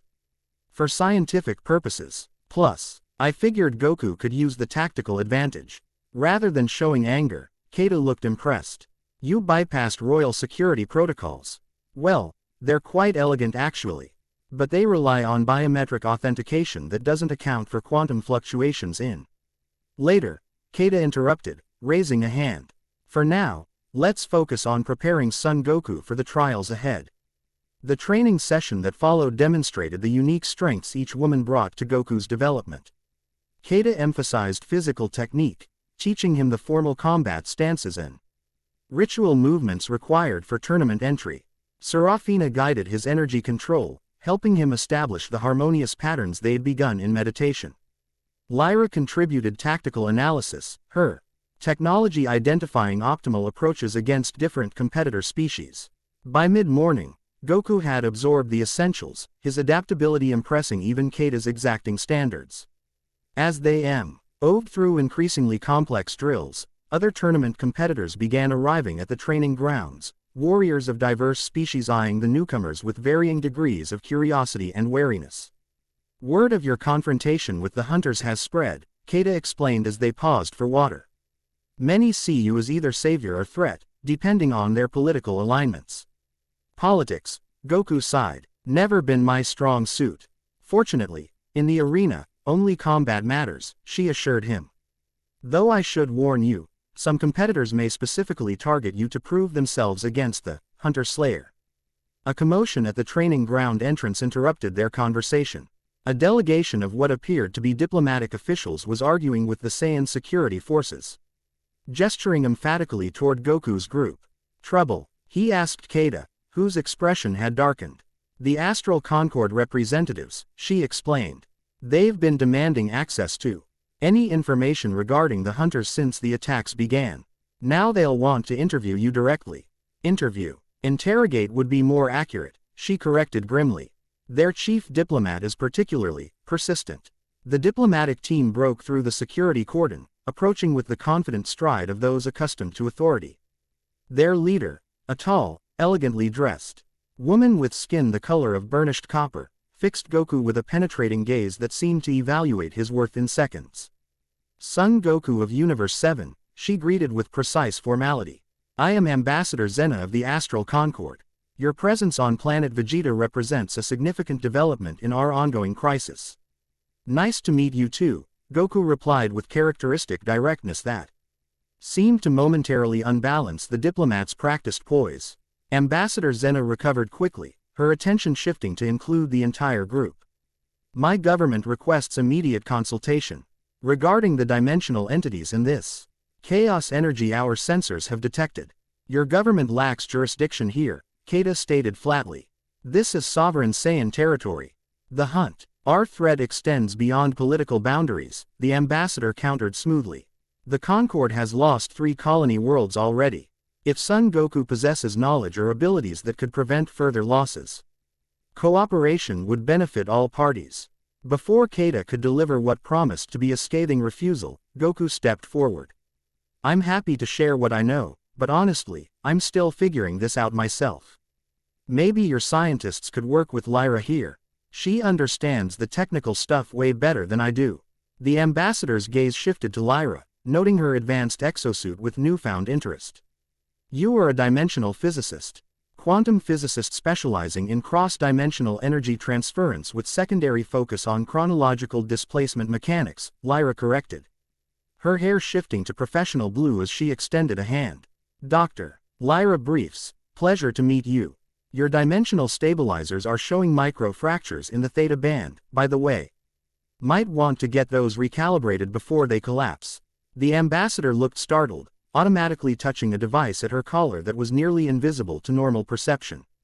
How did you? Same way I detected the phase-shifted security operatives surrounding us, Lyra continued cheerfully. My sensors are pretty good. Also, hello to the 3 cloaked agents by the gravity chamber. Why? Our dimensional camouflage is impressive but creates distinctive ripple patterns in the quantum field. The hidden security team shimmered into visibility, their cover blown by Lyra's casual observation. Ambassador Zena's expression tightened with controlled irritation. It seems we underestimated your technological capabilities, drive. Briefs. Her tone cooled considerably. Nevertheless, the Concord's request stands. The hunter threat requires coordinated response. Serafina, who had remained silent during the exchange, finally spoke. The situation extends beyond hunter incursions, Ambassador. Lord Entropy's emergence represents a multiversal threat that surpasses political concerns. The name triggered visible recognition in the ambassador's carefully composed features. Lord Entropy is a theoretical construct, a boogeyman from ancient texts. I assure you, he's quite real, Goku interjected. We fought him yesterday. Didn't go great. Impossible, the ambassador insisted, though uncertainty crept into her voice. If such an entity truly existed, the dimensional barriers would have collapsed millennia ago. Unless something was constraining him, Lyra suggested, her expression shifting to thoughtful analysis. The ancient texts mention celestial seals that bound certain primordial entities outside conventional reality. All eyes turned to Serafina, whose luminous features revealed nothing. Celestial matters are not for diplomatic discussion, she stated flatly. However, I can confirm that Lord Entropy's manifestation represents a breach of long-established cosmic containment protocols. Ambassador Zena seemed to age years in moments as implications sank in. Then the hunter incursions are merely symptoms of a larger catastrophe. Precisely, Serafina confirmed, one that requires cooperation beyond political alignments. The ambassador straightened, professionalism reasserting itself. The Concord will need to be briefed fully. Our resources. A deafening alarm cut through her words. The distinctive 3-tone pattern signaling hunter breach. Security forces mobilized instantly, tournament competitors shifting from training to battle readiness with practiced efficiency. Perimeter violation in Sector 9, came the announcement. All civilians to shelter protocols. Combat certified personnel to defensive positions. The residential district, Keita explained grimly. Already moving toward the armory, where most foreign dignitaries are housed. Goku's expression hardened with resolve. I need to help. Without using chaos energy, Serafina cautioned. Each manifestation weakens dimensional stability further. I'll try, he promised, though all present recognized the likelihood of that promise holding under combat pressure. As they prepared to join the defensive effort, a new dimensional disturbance manifested, not the ragged tear of hunter incursions but a precise circular portal similar to Lyra's arrival gate. From this perfectly formed opening emerged a figure that prompted gasps from several nearby warriors. The woman who stepped through the portal could barely be called humanoid. Her translucent skin revealed swirling patterns of elemental energy beneath, fire, water, air, and earth in constant motion rather than conventional organs. Where eyes should be were vortices of pure energy that shifted color with each movement of her fluidic form. Vessel of chaos, she addressed Goku directly, her voice carrying harmonics that resembled gentle rainfall and distant thunder simultaneously. I am Zephyr, last of the elemental collective from Universe 6. I have traveled far to find you. Serafina stepped forward, celestial authority radiating from her form. You've crossed universal boundaries without permission. Yes, Zephyr interrupted. Her tone dismissive yet somehow musical. Formalities mean little when one's universe collapses. Mine has exactly 7 rotations remaining before total entropic failure. 7 days, Lyra asked, scanners already analyzing the elemental being's unique composition. The time unit is approximate in your reference frame, Zephyr conceded. What matters is that Lord Entropy H has accelerated the decay process throughout the dimensional spectrum. Universe 6 merely faces the consequences first due to its proximity to the breach point. Goku's expression grew serious. The breach I caused by accessing chaos energy. Quote, not caused, Zephyr corrected, her form flowing closer to him with liquid grace. Revealed. The breaches existed already, your power merely illuminated them. The ongoing alarm demanded immediate attention, preventing further discussion. Keita returned with phase modulators for everyone, her expression professional despite the extraordinary circumstances. Explanations can wait, she stated firmly. Lives are at risk now. Can you fight, Elemental? Zephyr's form rippled with what might have been amusement. I am the last battle tempest of my kind. Fight. Ing is as natural to me as breathing is to you. Good. Keita nodded briskly. Follow my lead. The residential sector has limited defensive capabilities compared to the palace grounds. As they departed for battle, Ambassador Zena and her security team fell in alongside them, political differences temporarily set aside in face of immediate threat. The diplomat's earlier composure had transformed to grim determination, her ceremonial attire concealing combat-ready enhancements that activated with a gesture. The Concord stands with Vegeta in this fight, she declared formally. Politics can resume when the dead are counted. Keita acknowledged this with a warrior's nod, respect transcending diplomatic tensions.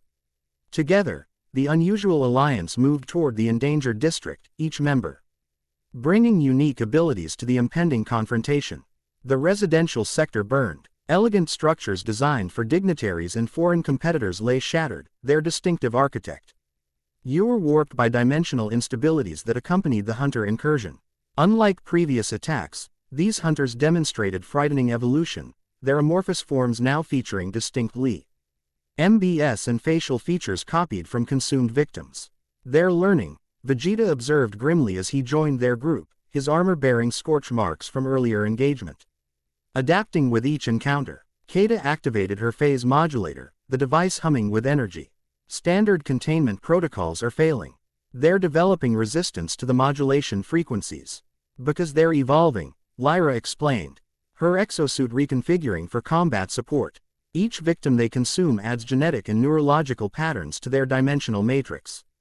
Then we adapt faster, Goku stated. His aura flaring with controlled power, conventional ki without chaotic elements. Hit them harder before they can evolve further. The battle plan formed quickly, experienced warriors recognize. Zing optimal strategies without extended discussion. Keita led the direct assault team, her elite combat skills complemented by Vegeta's raw power.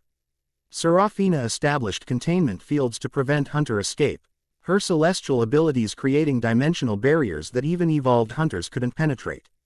Lyra coordinated with Saiyan Defense Forces, her technology providing real-time analysis of hunter adaptation patterns. Goku and Zephyr formed the Central Strike Team, their unique energies particularly effective against the dimensional entities. Despite her exotic composition, Zephyr proved a natural combat partner, her elemental abilities complementing Goku's physical techniques without requiring verbal coordination. "Your fighting style," Goku noted as they dispatched a hunter attempting to consume a trapped family. "It's like you're anticipating my moves." Elemental perception functions differently than visual observation, she explained, her form flowing around a hunter's attack before solidifying for a devastating counter-strike. "I sense energy patterns rather than physical movements, including the intent behind them." Their teamwork quickly became the battle's focal point, with other defenders creating opportunities for their combined attacks to eliminate the most evolved hunters. Yet for each entity they destroyed, more emerged from dimensional tiers that spria like cracks in glass across reality itself. "There are too many," Kata called, her energy blade slicing through a hunter only for 3 more to replace it. "We need a different approach." Lyra's voice came through their communication devices, her tone urgent but controlled. "The incursion pattern is changing. They're not random breaches anymore, they're forming a specific geometric configuration around the city." "What configuration?" Serafina demanded, her celestial barriers straining against increasingly sophisticated attacks. "A containment circle," Lyra replied, horror entering her voice. "They're creating a dimensional cage." Understanding dawned on Goku's face. "They're not attacking randomly, they're following a plan." "Lord Entropy," Serafina concluded grimly. "These aren't rogue hunters, they're his instruments." As if summoned by the realization, reality fractured at the bottle's center. Unlike the ragged tiers of hunter breaches, this dimensional wound opened with mathematical precision, a perfect circle framed by equations made visible in space itself. From this perfectly formed portal emerged the entity they'd confronted previously, its featureless mask somehow conveying satisfaction despite its expressionless design. "The Chaos Vessel returns to the field," Lord Entropy observed, liquid metal armor flowing like quicksilver around its form. "And brings new players to our cosmic game." The hunters immediately ceased attacking civilians, instead forming a perimeter around Entropy's manifestation point.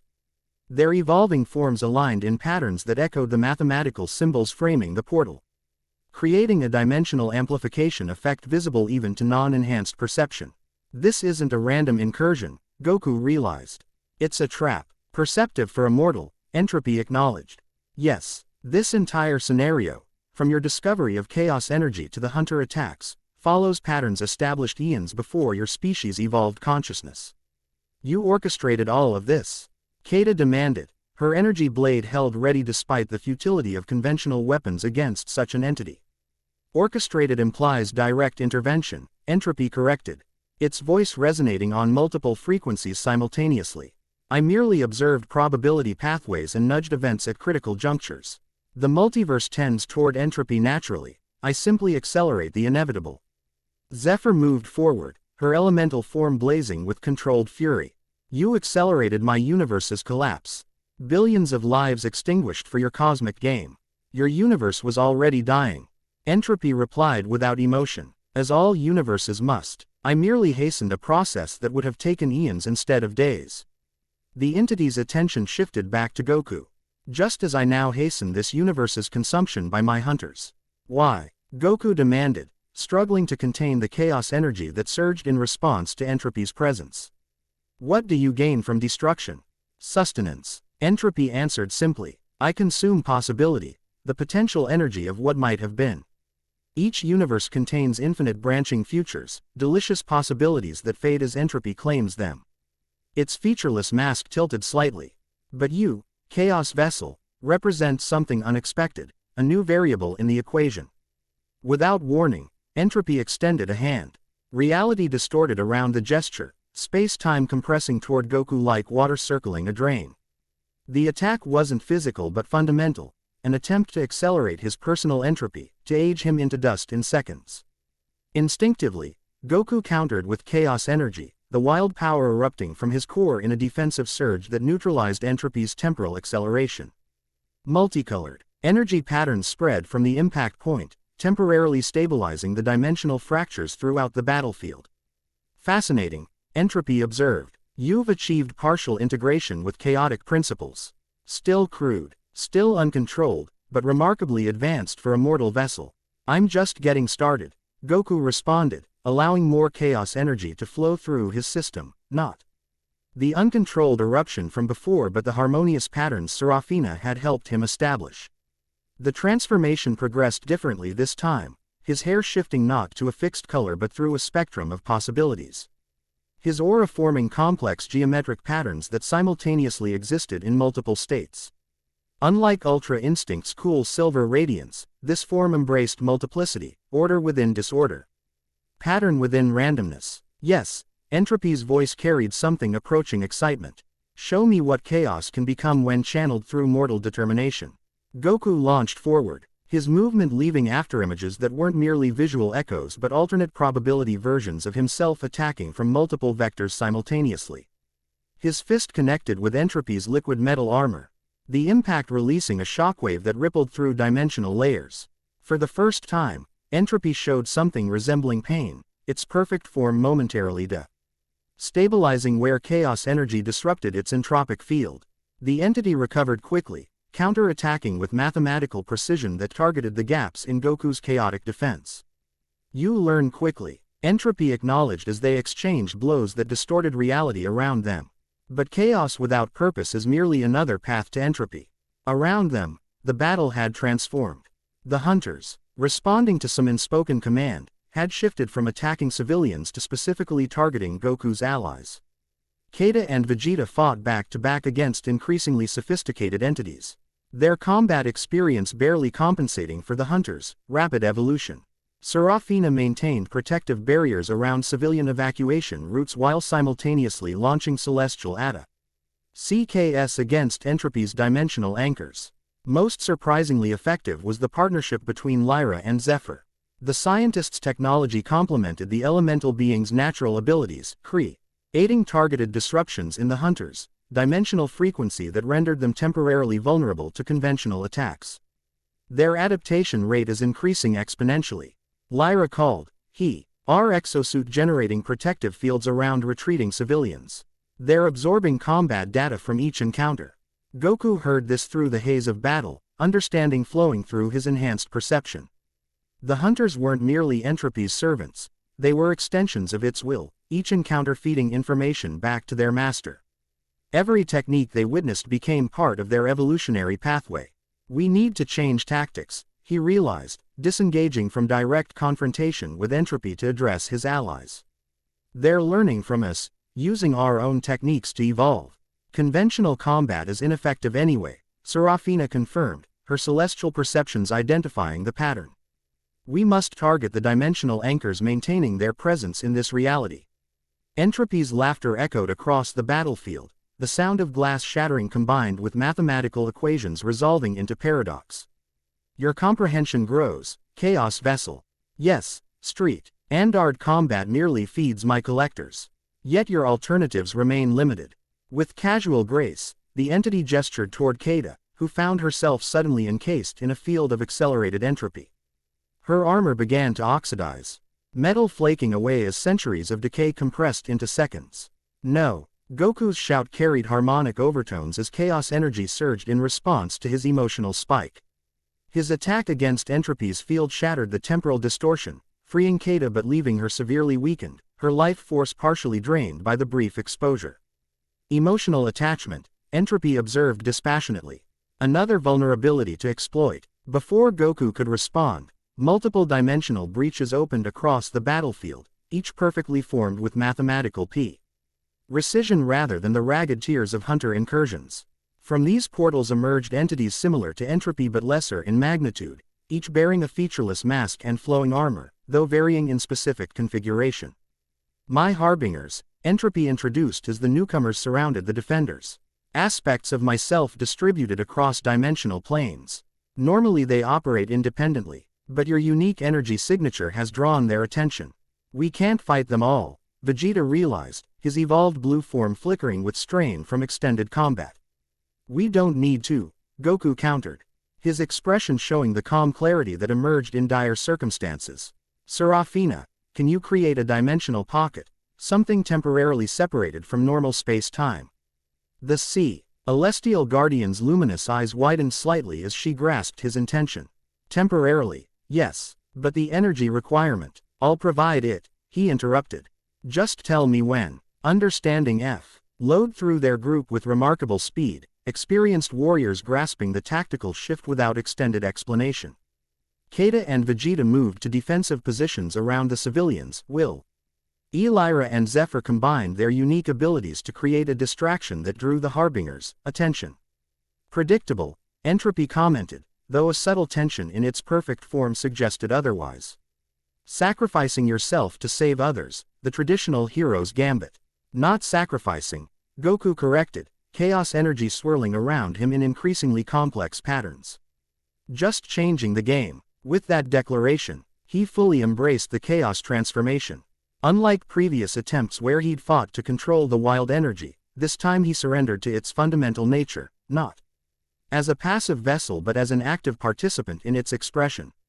The transformation transcended visual spectacle, altering the fundamental laws of physics in his immediate vicinity. Reality rippled around him as probability itself responded to his will. His form remained recognizably Goku but simultaneously existed in multiple states, sometimes with black hair, sometimes blue, sometimes other colors that conventional vision couldn't properly process. His eyes shifted between normal, the silver of Ultra Instinct, and something else entirely, windows into dimensional spaces where conventional physics held no authority. Now, Serafina, he called, his voice carrying harmonic patterns that resonated with the Celestial Guardian's own energy signature. Serafina raised her hands, celestial power flowing through precisely calculated gestures that tore reality along predetermined lines.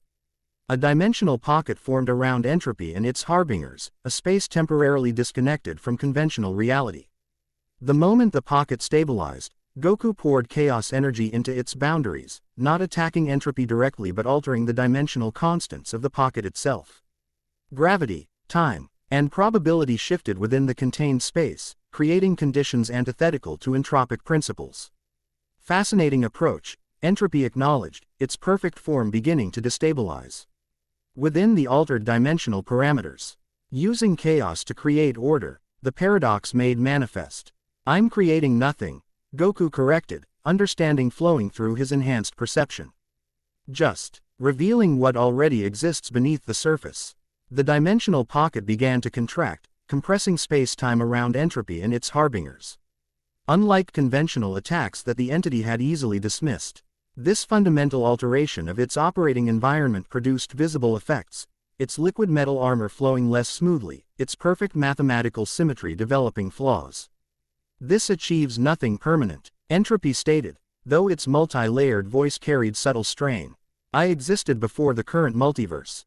I will exist after it ends. Maybe, Goku acknowledged, but not today, and not here. With a final surge of chaos energy, he completed the dimensional compression. The pocket collapsed inward, forcing Entropy and its harbingers back through their own portals in a reversal of their arrival process. As the last fragment vanished, Serafina sealed the dimensional breaches with celestial energy, temporarily preventing immediate return. The battlefield fell silent save for the crackle of fires and the groans of injured defenders. Goku maintained the chaos transformation for several more seconds, ensuring the dimensional seals held, before gradually releasing the energy. The transition back to normal state hit him with unexpected force. His legs buckled as the enhanced perception faded, centuries of sensory information compressed into moments leaving his mind reeling from overload. He would have collapsed entirely if not for Kata's quick reflexes, the Saiyan warrior catching him despite her own injuries. That, she stated with newfound respect, was either the most brilliant or most reckless combat strategy I've ever witnessed.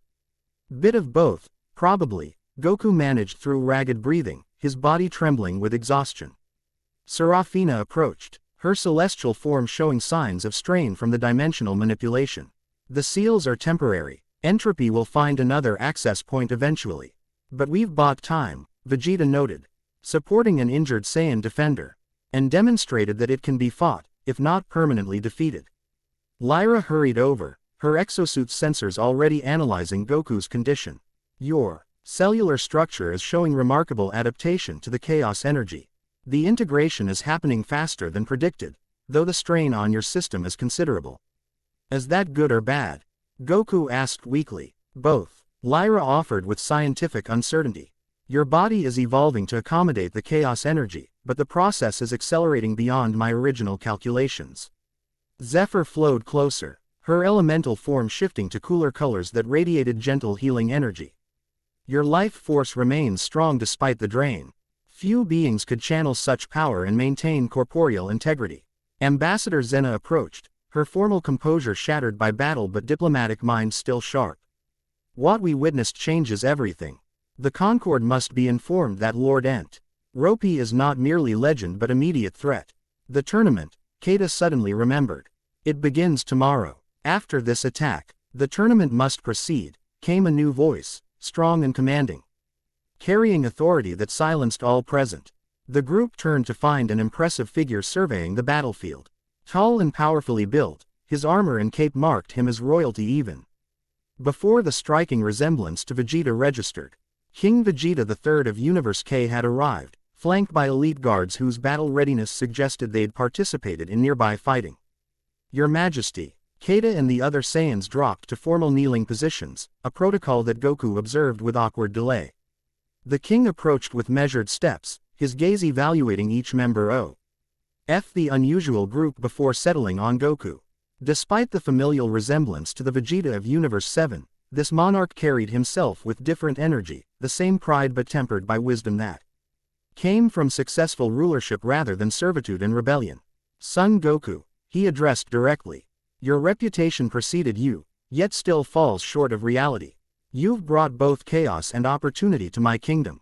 Sorry about the chaos part, Goku offered with disarming honesty that seemed to momentarily startle the monarch.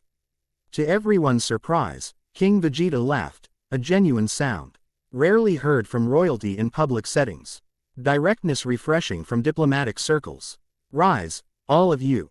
Formality seems pointless after facing cosmic entities together. As they stood, the key.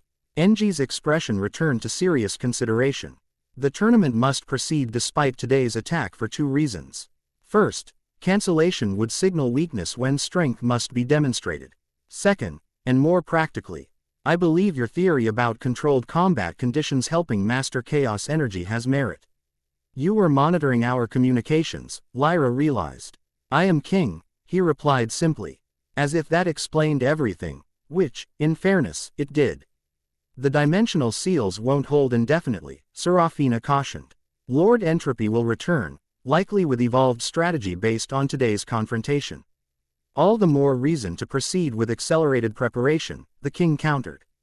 If Son Goku's mastery of chaos energy truly represents our best defense, then the Ornament's graduated challenges provide ideal training conditions. Keita stepped forward, formal despite her battle-worn appearance.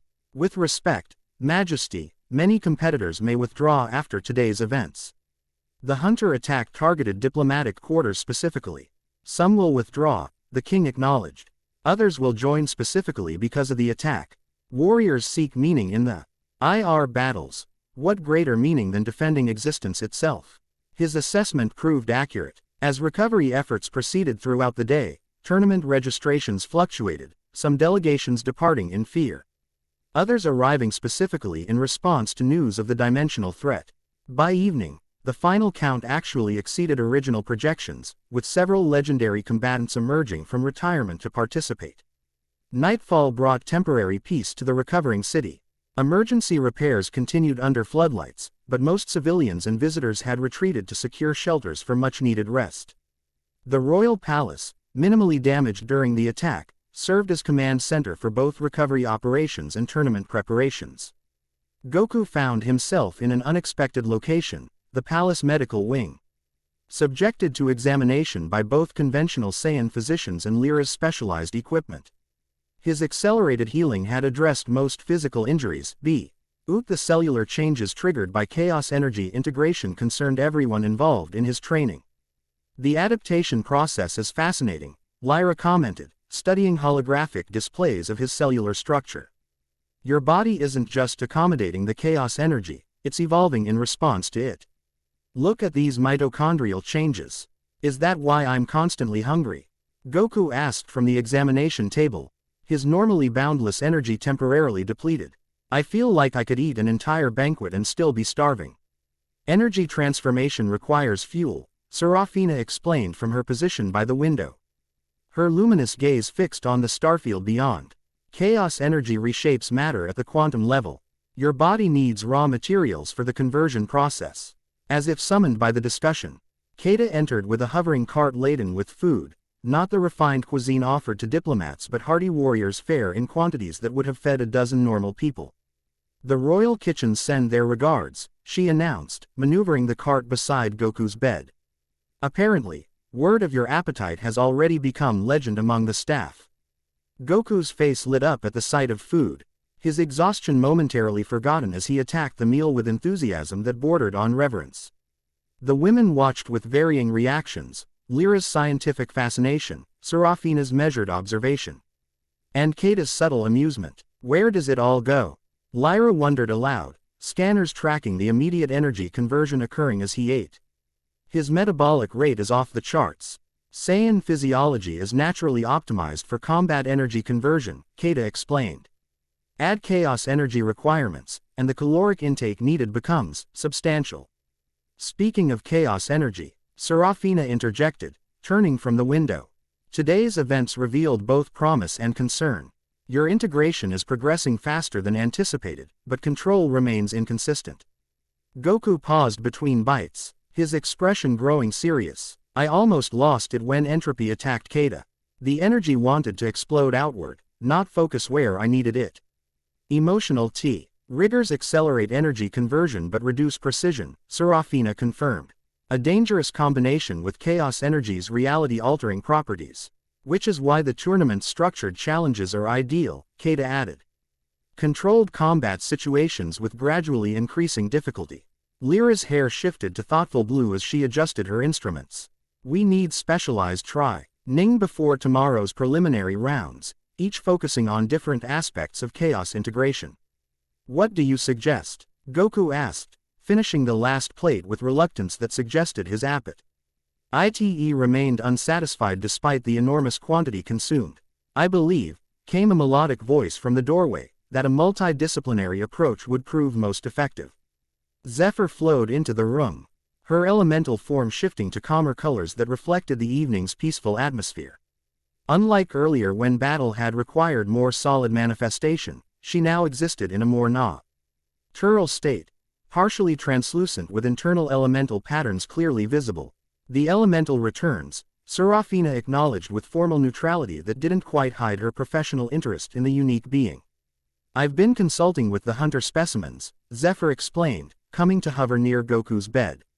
Their dimensional perception offers insight into chaos energy's fundamental nature that conventional science cannot provide. You can communicate with them? Lyra asked, immediately intrigued. Not through language, Zephyr clarified, but through energy resonance. My mental nature allows interpretation of their frequency patterns. And what did you learn? Goku asked, swinging his legs over the side of the bed, renewed energy flowing through his system as the massive meal converted to usable power. That chaos energy isn't truly chaotic, she answered, her form rippling with excitement that manifested as dancing flame patterns beneath her translucent skin. Chi appears random to conventional perception, but contains deeper patterns, a fundamental order that transcends our dimensional understanding. Like weather systems, Lyra suggested, making the connection immediately. Seemingly random in isolated observations but following complex patterns visible only at larger scales. Precisely, Zephyr confirmed, which suggests training should focus not on controlling chaos, but recognizing its inherent patterns. That aligns with my observations, Serafina acknowledged, celestial perspective allowing her to appreciate the insight. Celestial energy follows similar principles. Patterns within patterns, visible only when viewed across multiple dimensional planes simultaneously. A training plan emerged through collaborative discussion, each woman contributing expertise from her unique perspective. Serafina would guide meditation techniques drawn from celestial practices, helping Goku perceive multidimensional patterns beyond conventional senses. Keita offered combat applications that integrated these patterns into practical techniques, drawing from ancient Saiyan traditions predating Frieza's influence. Lyra contributed scientific framework and measurement protocols to track progress objectively, while Zephyr provided insights from elemental consciousness that transcended physical limitations entirely. The comprehensive approach reflected their diverse strengths, creating something greater than any individual method could achieve. As discussion continued, Goku found himself watching the women with newfound appreciation. Their collaboration transcended mere assistance. Each brought unique perspective that complemented rather than competed with others, despite their diverse origins and occasional tensions. Your contemplative express, Scion suggests deeper thoughts than training protocols, Zephyr observed during a pause in the technical discussion, her perception extending beyond physical cues to energy patterns that revealed emotional states. Goku smiled, caught in his observation. Just thinking how different you all are, yet how well you work together when it matters. Reminds me of my friends back home. The Z Fighters, Lyra identified immediately, her encyclopedic knowledge extending to alternate timelines. Though I imagine our dynamic is somewhat different. The subtle undertone in her comment wasn't lost on anyone present. An awkward silence descended briefly, broken by Keita's characteristic directness. The situation creates unusual alignments, she stated matter-of-factly. Cosmic threats tend to minimize conventional social barriers. Indeed, Serafina agreed, though something in her luminous gaze suggested she understood the subtext perfectly well. Shall we implement this training plan immediately, or allow recovery time first? Now, Goku decided, standing fully. His movements showed lingering fatigue but renewed purpose that overrode physical limitations. Entropy won't wait for me to feel rested. The palace gardens provided perfect isolation for nighttime training, expansive grounds illuminated by planet Vegeta's 3 moons casting multiple overlapping shadows across exotic vegetation. Security perimeters established after the attack ensured privacy, while proximity to medical facilities addressed safety concerns. Each woman took turns guiding Goku through specialized exercises, building upon previous lessons while adding unique perspectives. Serafina began with advanced meditation that expanded perception beyond conventional senses, techniques normally reserved for celestial initiates adapted for mortal comprehension. Visualize reality not as solid matter, she instructed, her voice carrying harmonic undertones that facilitated the process, but as information patterns with varying densities. Under her guidance, Goku's perception gradually shifted. The garden's physical features became secondary to the energy flows that defined them, not merely ki or life force as he'd previously sensed, but fundamental information patterns that constructed reality itself. Within these patterns, he began to discern the chaotic elements that permeated all existence, not as disrupt ion but as essential components of cosmic architecture. I can see it, he murmured, eyes closed yet perceiving more than visual senses could provide. Everything has chaos within it, not just living things but rocks, air, even space itself. Quote, yes, Serafina confirmed, genuine approval warming her typically formal tone. Chaos exists not in opposition to order but as its foundation. The multiverse builds order from chaos rather than imposing order upon it. When perception foundations were established, Keita took over with practical application, combat techniques that incorporated this expanded awareness into physical movement. Traditional Saiyan forms originated before technological enhancement, she explained, demonstrating sequences that differed significantly from the brutal efficiency Vegeta had described from later eras. Our ancestors understood energy as conversation rather than domination. Her training emphasized reading energy patterns during combat, not merely to anticipate attacks but to identify harmonies and dissonances that could be exploited or reinforced. Under her guidance, Goku began integrating his expanded perception into muscle memory, creating techniques that worked with chaotic patterns rather than against them. Good, she approved as he successfully completed a particularly complex sequence. You're not fighting the energy anymore, you're dancing with it. Fighting never felt like the right approach, he admitted. Even with Ultra Instinct, there was always resistance, like forcing my body to move faster than it wanted to. Because Ultra Instinct imposes perfect order, she explained. Effective but fundamentally limited by its rejection of chaos. What you're developing now embraces both simultaneously. Lyra's contribution focused on empirical understanding, scientific framework that supported intuitive development with concrete measurements. The chaos energy integration is following fractal progression, she explained, instruments recording subtle changes in his energy signature. Each successful harmonization creates pathways for further integration at increasingly smaller scales. Her analytical approach provided objective feedback that complemented subjective experience, allowing precise adjustments to techniques based on measurable outcomes rather than intuition alone. More importantly, her technological perspective revealed practical applications beyond combat. The chaos energy doesn't just enhance fighting capability, she noted, studying real-time data from their practice session.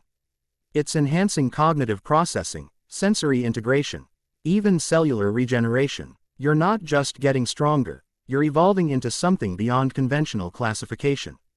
Zephyr offered perhaps the most transformative perspective, an elemental understanding that transcended the mortal-celestial dichotomy entirely.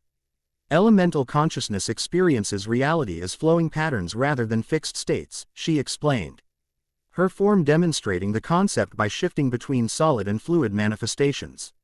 Neither chaotic nor ordered but constantly becoming.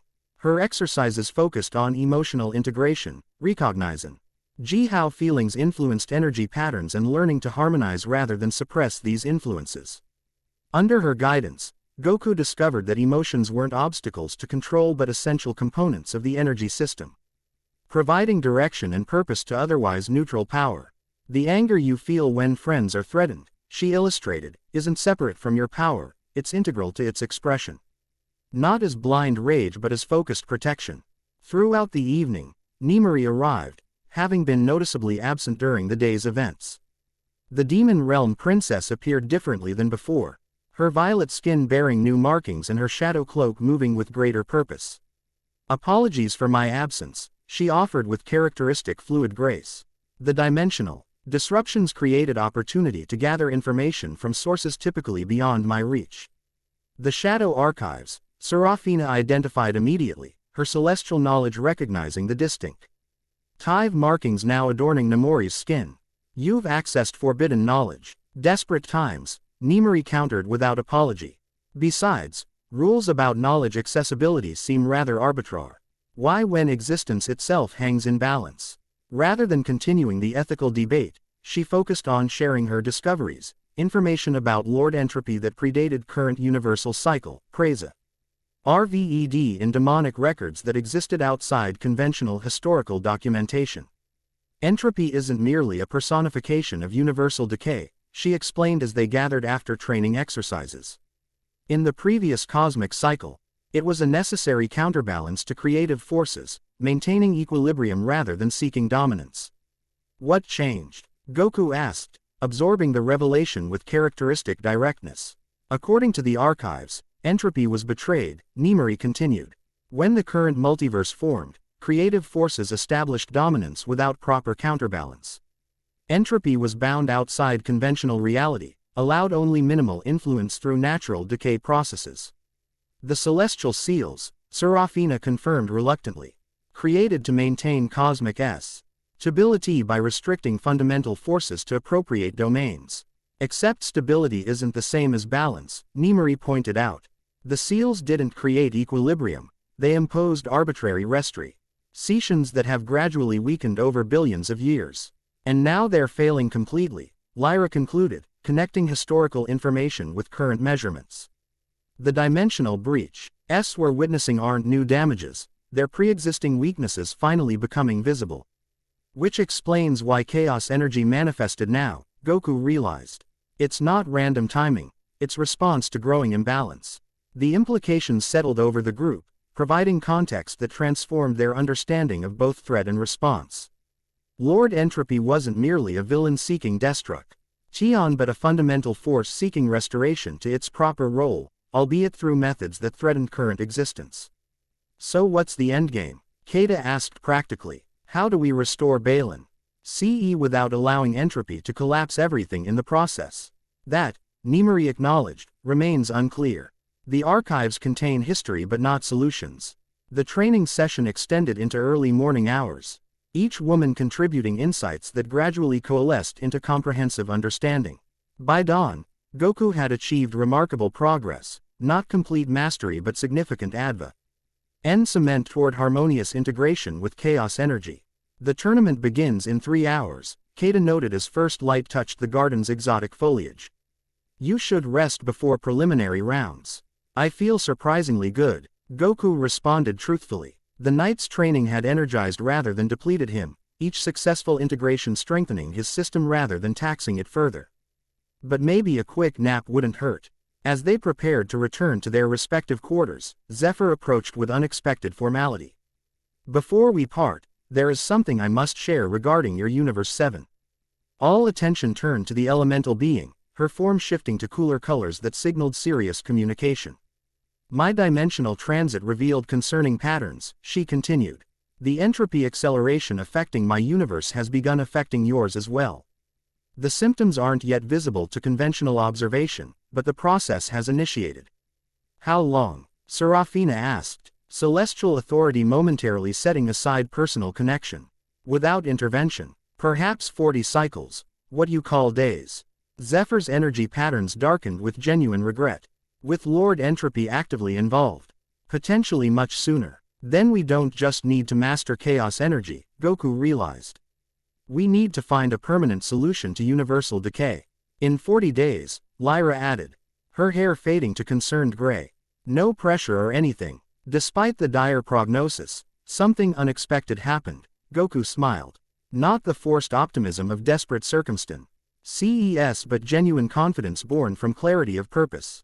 Impossible odds against cosmic-level threats with everything at stake.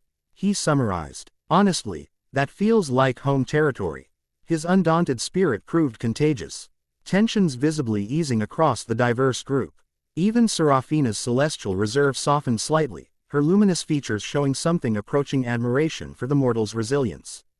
The tournament first, Keita declared practically. Master the chaos energy through controlled challenges, then face entropy from position of strength rather than desperation. Agreed, came the collective response, 5 distinct voices unified in common purpose despite their diverse origins and approaches. As dawn fully illuminated the garden, they separated to prepare for the day ahead, each carrying new understanding of both the challenge they faced and the unusual bond forming between them. Cosmic threats created strange alliances, but something beyond mere necessity. Tie was developing within their group, connections that transcended conventional relationships to form something as unique as the chaos energy itself. Balance, it seemed, applied to more than just cosmic forces. The Galactic Combat Tournament opened with pageantry that rivaled Olympic ceremonies from Earth, though distinctly Saiyan in its martial focus. The massive Colosseum, capable of hosting 100,000 spectators, filled to capacity despite recent attacks, the population's warrior spirit undaunted by dimensional threats. Preliminary rounds organized competitors by power classification rather than physical characteristics, ensuring meaningful challenges regardless of species or size. Goku found himself assigned to the highest tier alongside Vegeta, Keita, and approximately 30 other elite warriors from across the galaxy. The format differs from other tournaments you've experienced, Keita explained as they observed early matches from a competitor's viewing area. Preliminary rounds are elimination-based, but advancing requires more than simple victory. Judges evaluate technique and strategic approach alongside raw power, Vegeta added, having familiarized himself with the rules. Brutality without skill earns disqualification regardless of outcome. Sounds like my kind of competition, Goku responded with genuine appreciation.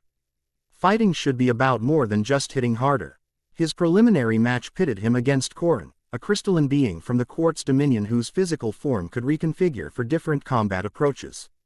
The assignment wasn't random. Tournament organizers had deliberately matched him against an opponent whose adaptive abilities would challenge without overwhelming. Your reputation precedes you, Son Goku, Korin agreed. Ted formally as they met at the arena center. The crystalline being towered nearly 12 feet tall, faceted surface reflecting arena lights in hypnotic patterns.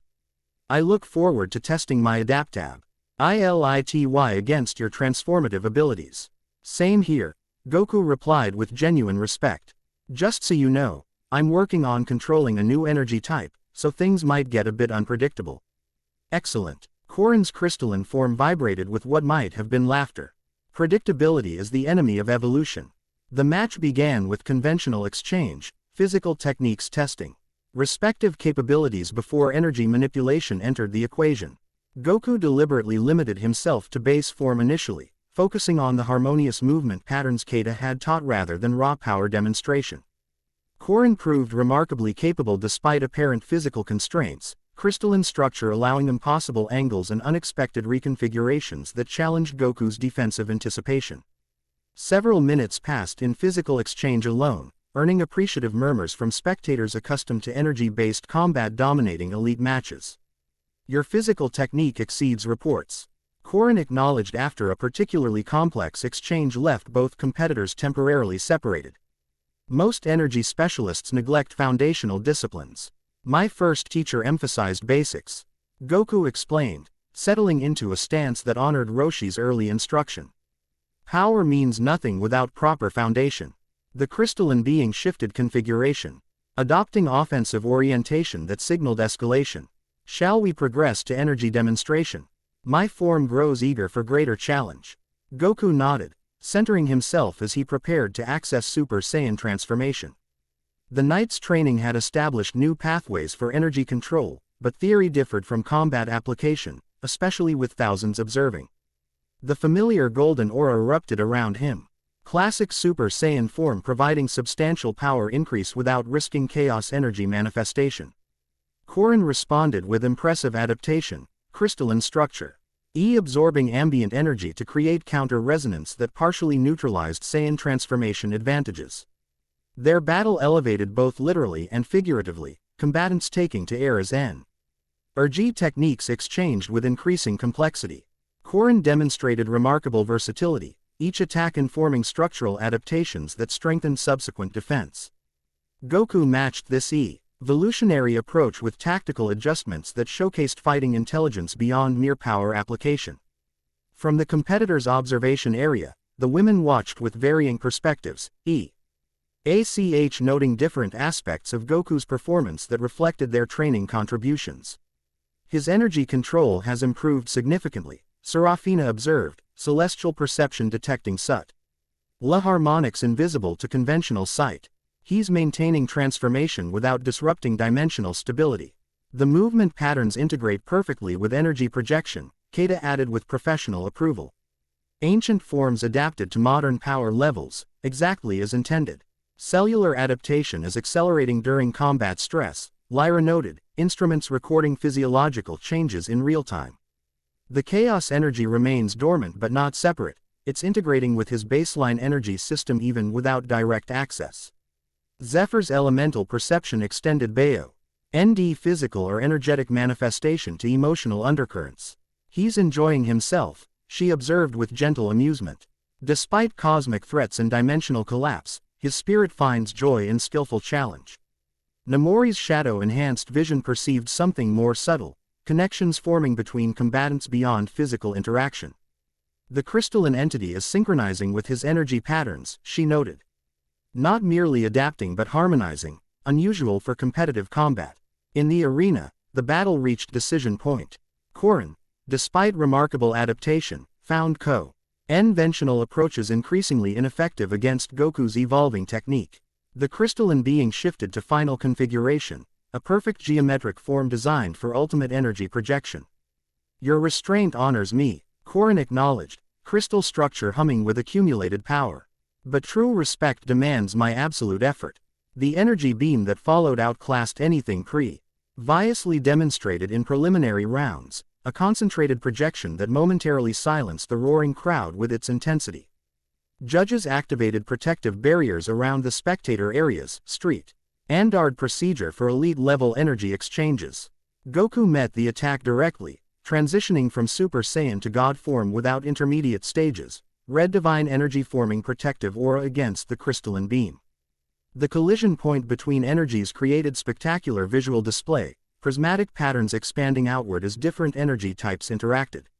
Maintaining perfect control, Goku gradually increased counter pressure, not overwhelming his opponent instantly but demonstrating precise energy manipulation that respected Corrin's honorable effort. The crystalline being recognized the gap in their capabilities, adjusting strategy from victory pursuit to dignified conclusion. "I acknowledge your superiority," Corrin declared, reconfiguring to defensive formation that signaled match conclusion. "May your journey through the tournament bring worthy challenges." The crowd erupted in appreciation, not merely for the spectacular display but for the technical excellence and mutual respect demonstrated by both competitors. Judges awarded maximum advancement points to Goku while providing honorable continuation path for Corrin in secondary bracket. "Well executed, Keita complimented as Goku returned to the competitor's area. "You demonstrated technical mastery while respecting a worthy opponent." "Corrin was great," Goku responded with genuine admiration. "That crystal reconfiguration technique would be really effective against most energy fighters. The crystalline harmonics nearly synchronized with your own energy patterns," Lyra observed, reviewing recorded data. "There was a moment when resonance cascades almost formed between your auras." "I felt that," Goku confirmed. "Like our energies were having a conversation separate from the physical fight." This in GHTFUL observation earned approving nods from both Serafina and Zephyr, the mortal fighter's intuitive understanding approaching their more formalized knowledge of energy interactions. The tournament proceeded through preliminary rounds, each of their group advancing through respective brackets. Vegeta demonstrated evolved blue form against a gravity manipulator from the Centaurus cluster, while Ida's technical precision earned perfect scores against a temporal shifter from the Chronos hegemony. Most surprising was Lyra's participation, the scientist entering technical division where intelligence and innovation outweighed raw power. Her exosuit's adaptive capabilities combined with strategic brilliance carried her through preliminary rounds against opponents with vastly greater combat experience. "I didn't realize you were competing," Goku commented when she rejoined their group after successful advancement. "Knowledge application requires practical testing," she replied with characteristic enthusiasm, hair cycling through excited color patterns. "Besides, tournament parameters provide perfect experimental conditions for certain theoretical applications have been developing." The preliminary rounds concluded by mid-afternoon, advancing participants announced with traditional Saiyan ceremony. As expected, their entire group qualified for main tournament brackets, assignments determining their paths through subsequent rounds. "The real challenges begin tomorrow," Keita explained as they reviewed tournament brackets. "Preliminary rounds eliminate lesser participants while evaluating elite fighters for appropriate matching. The competition structure now shifts to meaningful advancement rather than simple elimination. Like that time manipulation competitor you'll face in second round," Lyra noted. "Analyzing matchup data, tournament organizers deliberately paired you with someone whose abilities challenge conventional combat approach. And Goku faces the Void Adept from ALTAR-7, Nemuri observed. Shadow-enhanced vision examining the tournament charts. A being who manipulates absence rather than presence, creating localized reality voids rather than generating energy. Perfect opponent for chaos energy testing," Zephyr added. "Void manipulation operates on principles directly oppositional to chaotic creation." The strategic matchmaking reflected tournament origins, not merely spectacle but genuine combat advancement for participants. Each pairing offered specific challenges designed to develop combatants' capabilities rather than simply identifying strongest competitor. Their discussion continued through early evening, analyzing tournament progression while integrating this structured challenge into broader training approach. The atmosphere remained focused but relaxed, imminent cosmic threat temporarily secondary to immediate tournament considerations. The mood shifted when Paragus arrived with urgent message: security breach in the containment facility housing hunter specimens. Their group mobilized immediately, previous leisurely analysis replaced by combat readiness as they followed Saiyan Commander through secured corridors toward research complex. "No external breach detected," Paragus reported as they hurried through security checkpoints. "Monitoring systems registered internal dimensional fluctuation approximately 20 minutes ago. The specimens were stable this morning," Lyra noted, concern evident as her hair shifted to alarmed orange. Something must have triggered dimensional resonance cascade. They reached containment L to find research staff evacuated and security perimeter established around central chamber. Monitoring displays showed hunter specimens still present within specialized containment fields, though air behavior had changed dramatically, shadowy forms arranged in geometric patterns identical to mathematical sequences observed during Lord Entropy's manifestation. Their creating communication array, Serafina identified immediately. Celestial perception recognizing the dimensional formulae. Attempting contact across universal boundaries. With entropy, Goku asked, chaos energy responding to his concern with subtle fluctuations beneath his skin. Not directly, Nimari corrected, shadow sense detecting subtle variations in the patterns. The mathematical sequence differs from entropy's signature, similar foundational structure but different purpose. They're calling for help, Zephyr realized, elemental perception interpreting energetic patterns beyond conventional analysis. Not Rom entropy but from something else, something they believe can protect them. From entropy, Kata questioned, tactical mind immediately assessing strategic implications. These entities fear their own master. They're not simply extensions of entropy's will, Lyra suggested, instruments analyzing the complex patterns. They possess independent consciousness, limited perhaps, but capable of self-preservation instinct beyond programmed behavior. Goku studied the creatures through observation window, perception enhanced by previous night's training. Where before he'd seen only shadowy predators, now he discerned complex internal structures, patterns within patterns, information densities forming something approaching consciousness. They're scared, he realized with sudden clarity. Not Chi operating on instinct, they're genuinely terrified of something. Decision formed with characteristic directness. Before anyone could object, Goku approached containment controls, overriding security protocols with access codes provided during earlier research collaboration. What are you doing? Paragus demanded, weapon raised instinctively. Talking to them, Goku replied simply, disabling spec IFIC barrier elements while maintaining overall containment field. The partial barrier reconfiguration allowed his energy to interact directly with the hunter specimens without permitting physical contact. Chaos energy responded instantly to his intention, flowing outward in controlled patterns that connected with the dimensional entities on their native frequency. Communication transcended conventional language, information exchanging through resonant energy patterns rather than words or thoughts.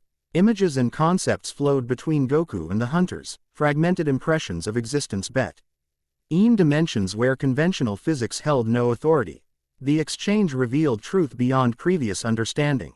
The hunters weren't merely entropy's servants but refugees from a domain where entropy acceleration had already collapsed conventional reality.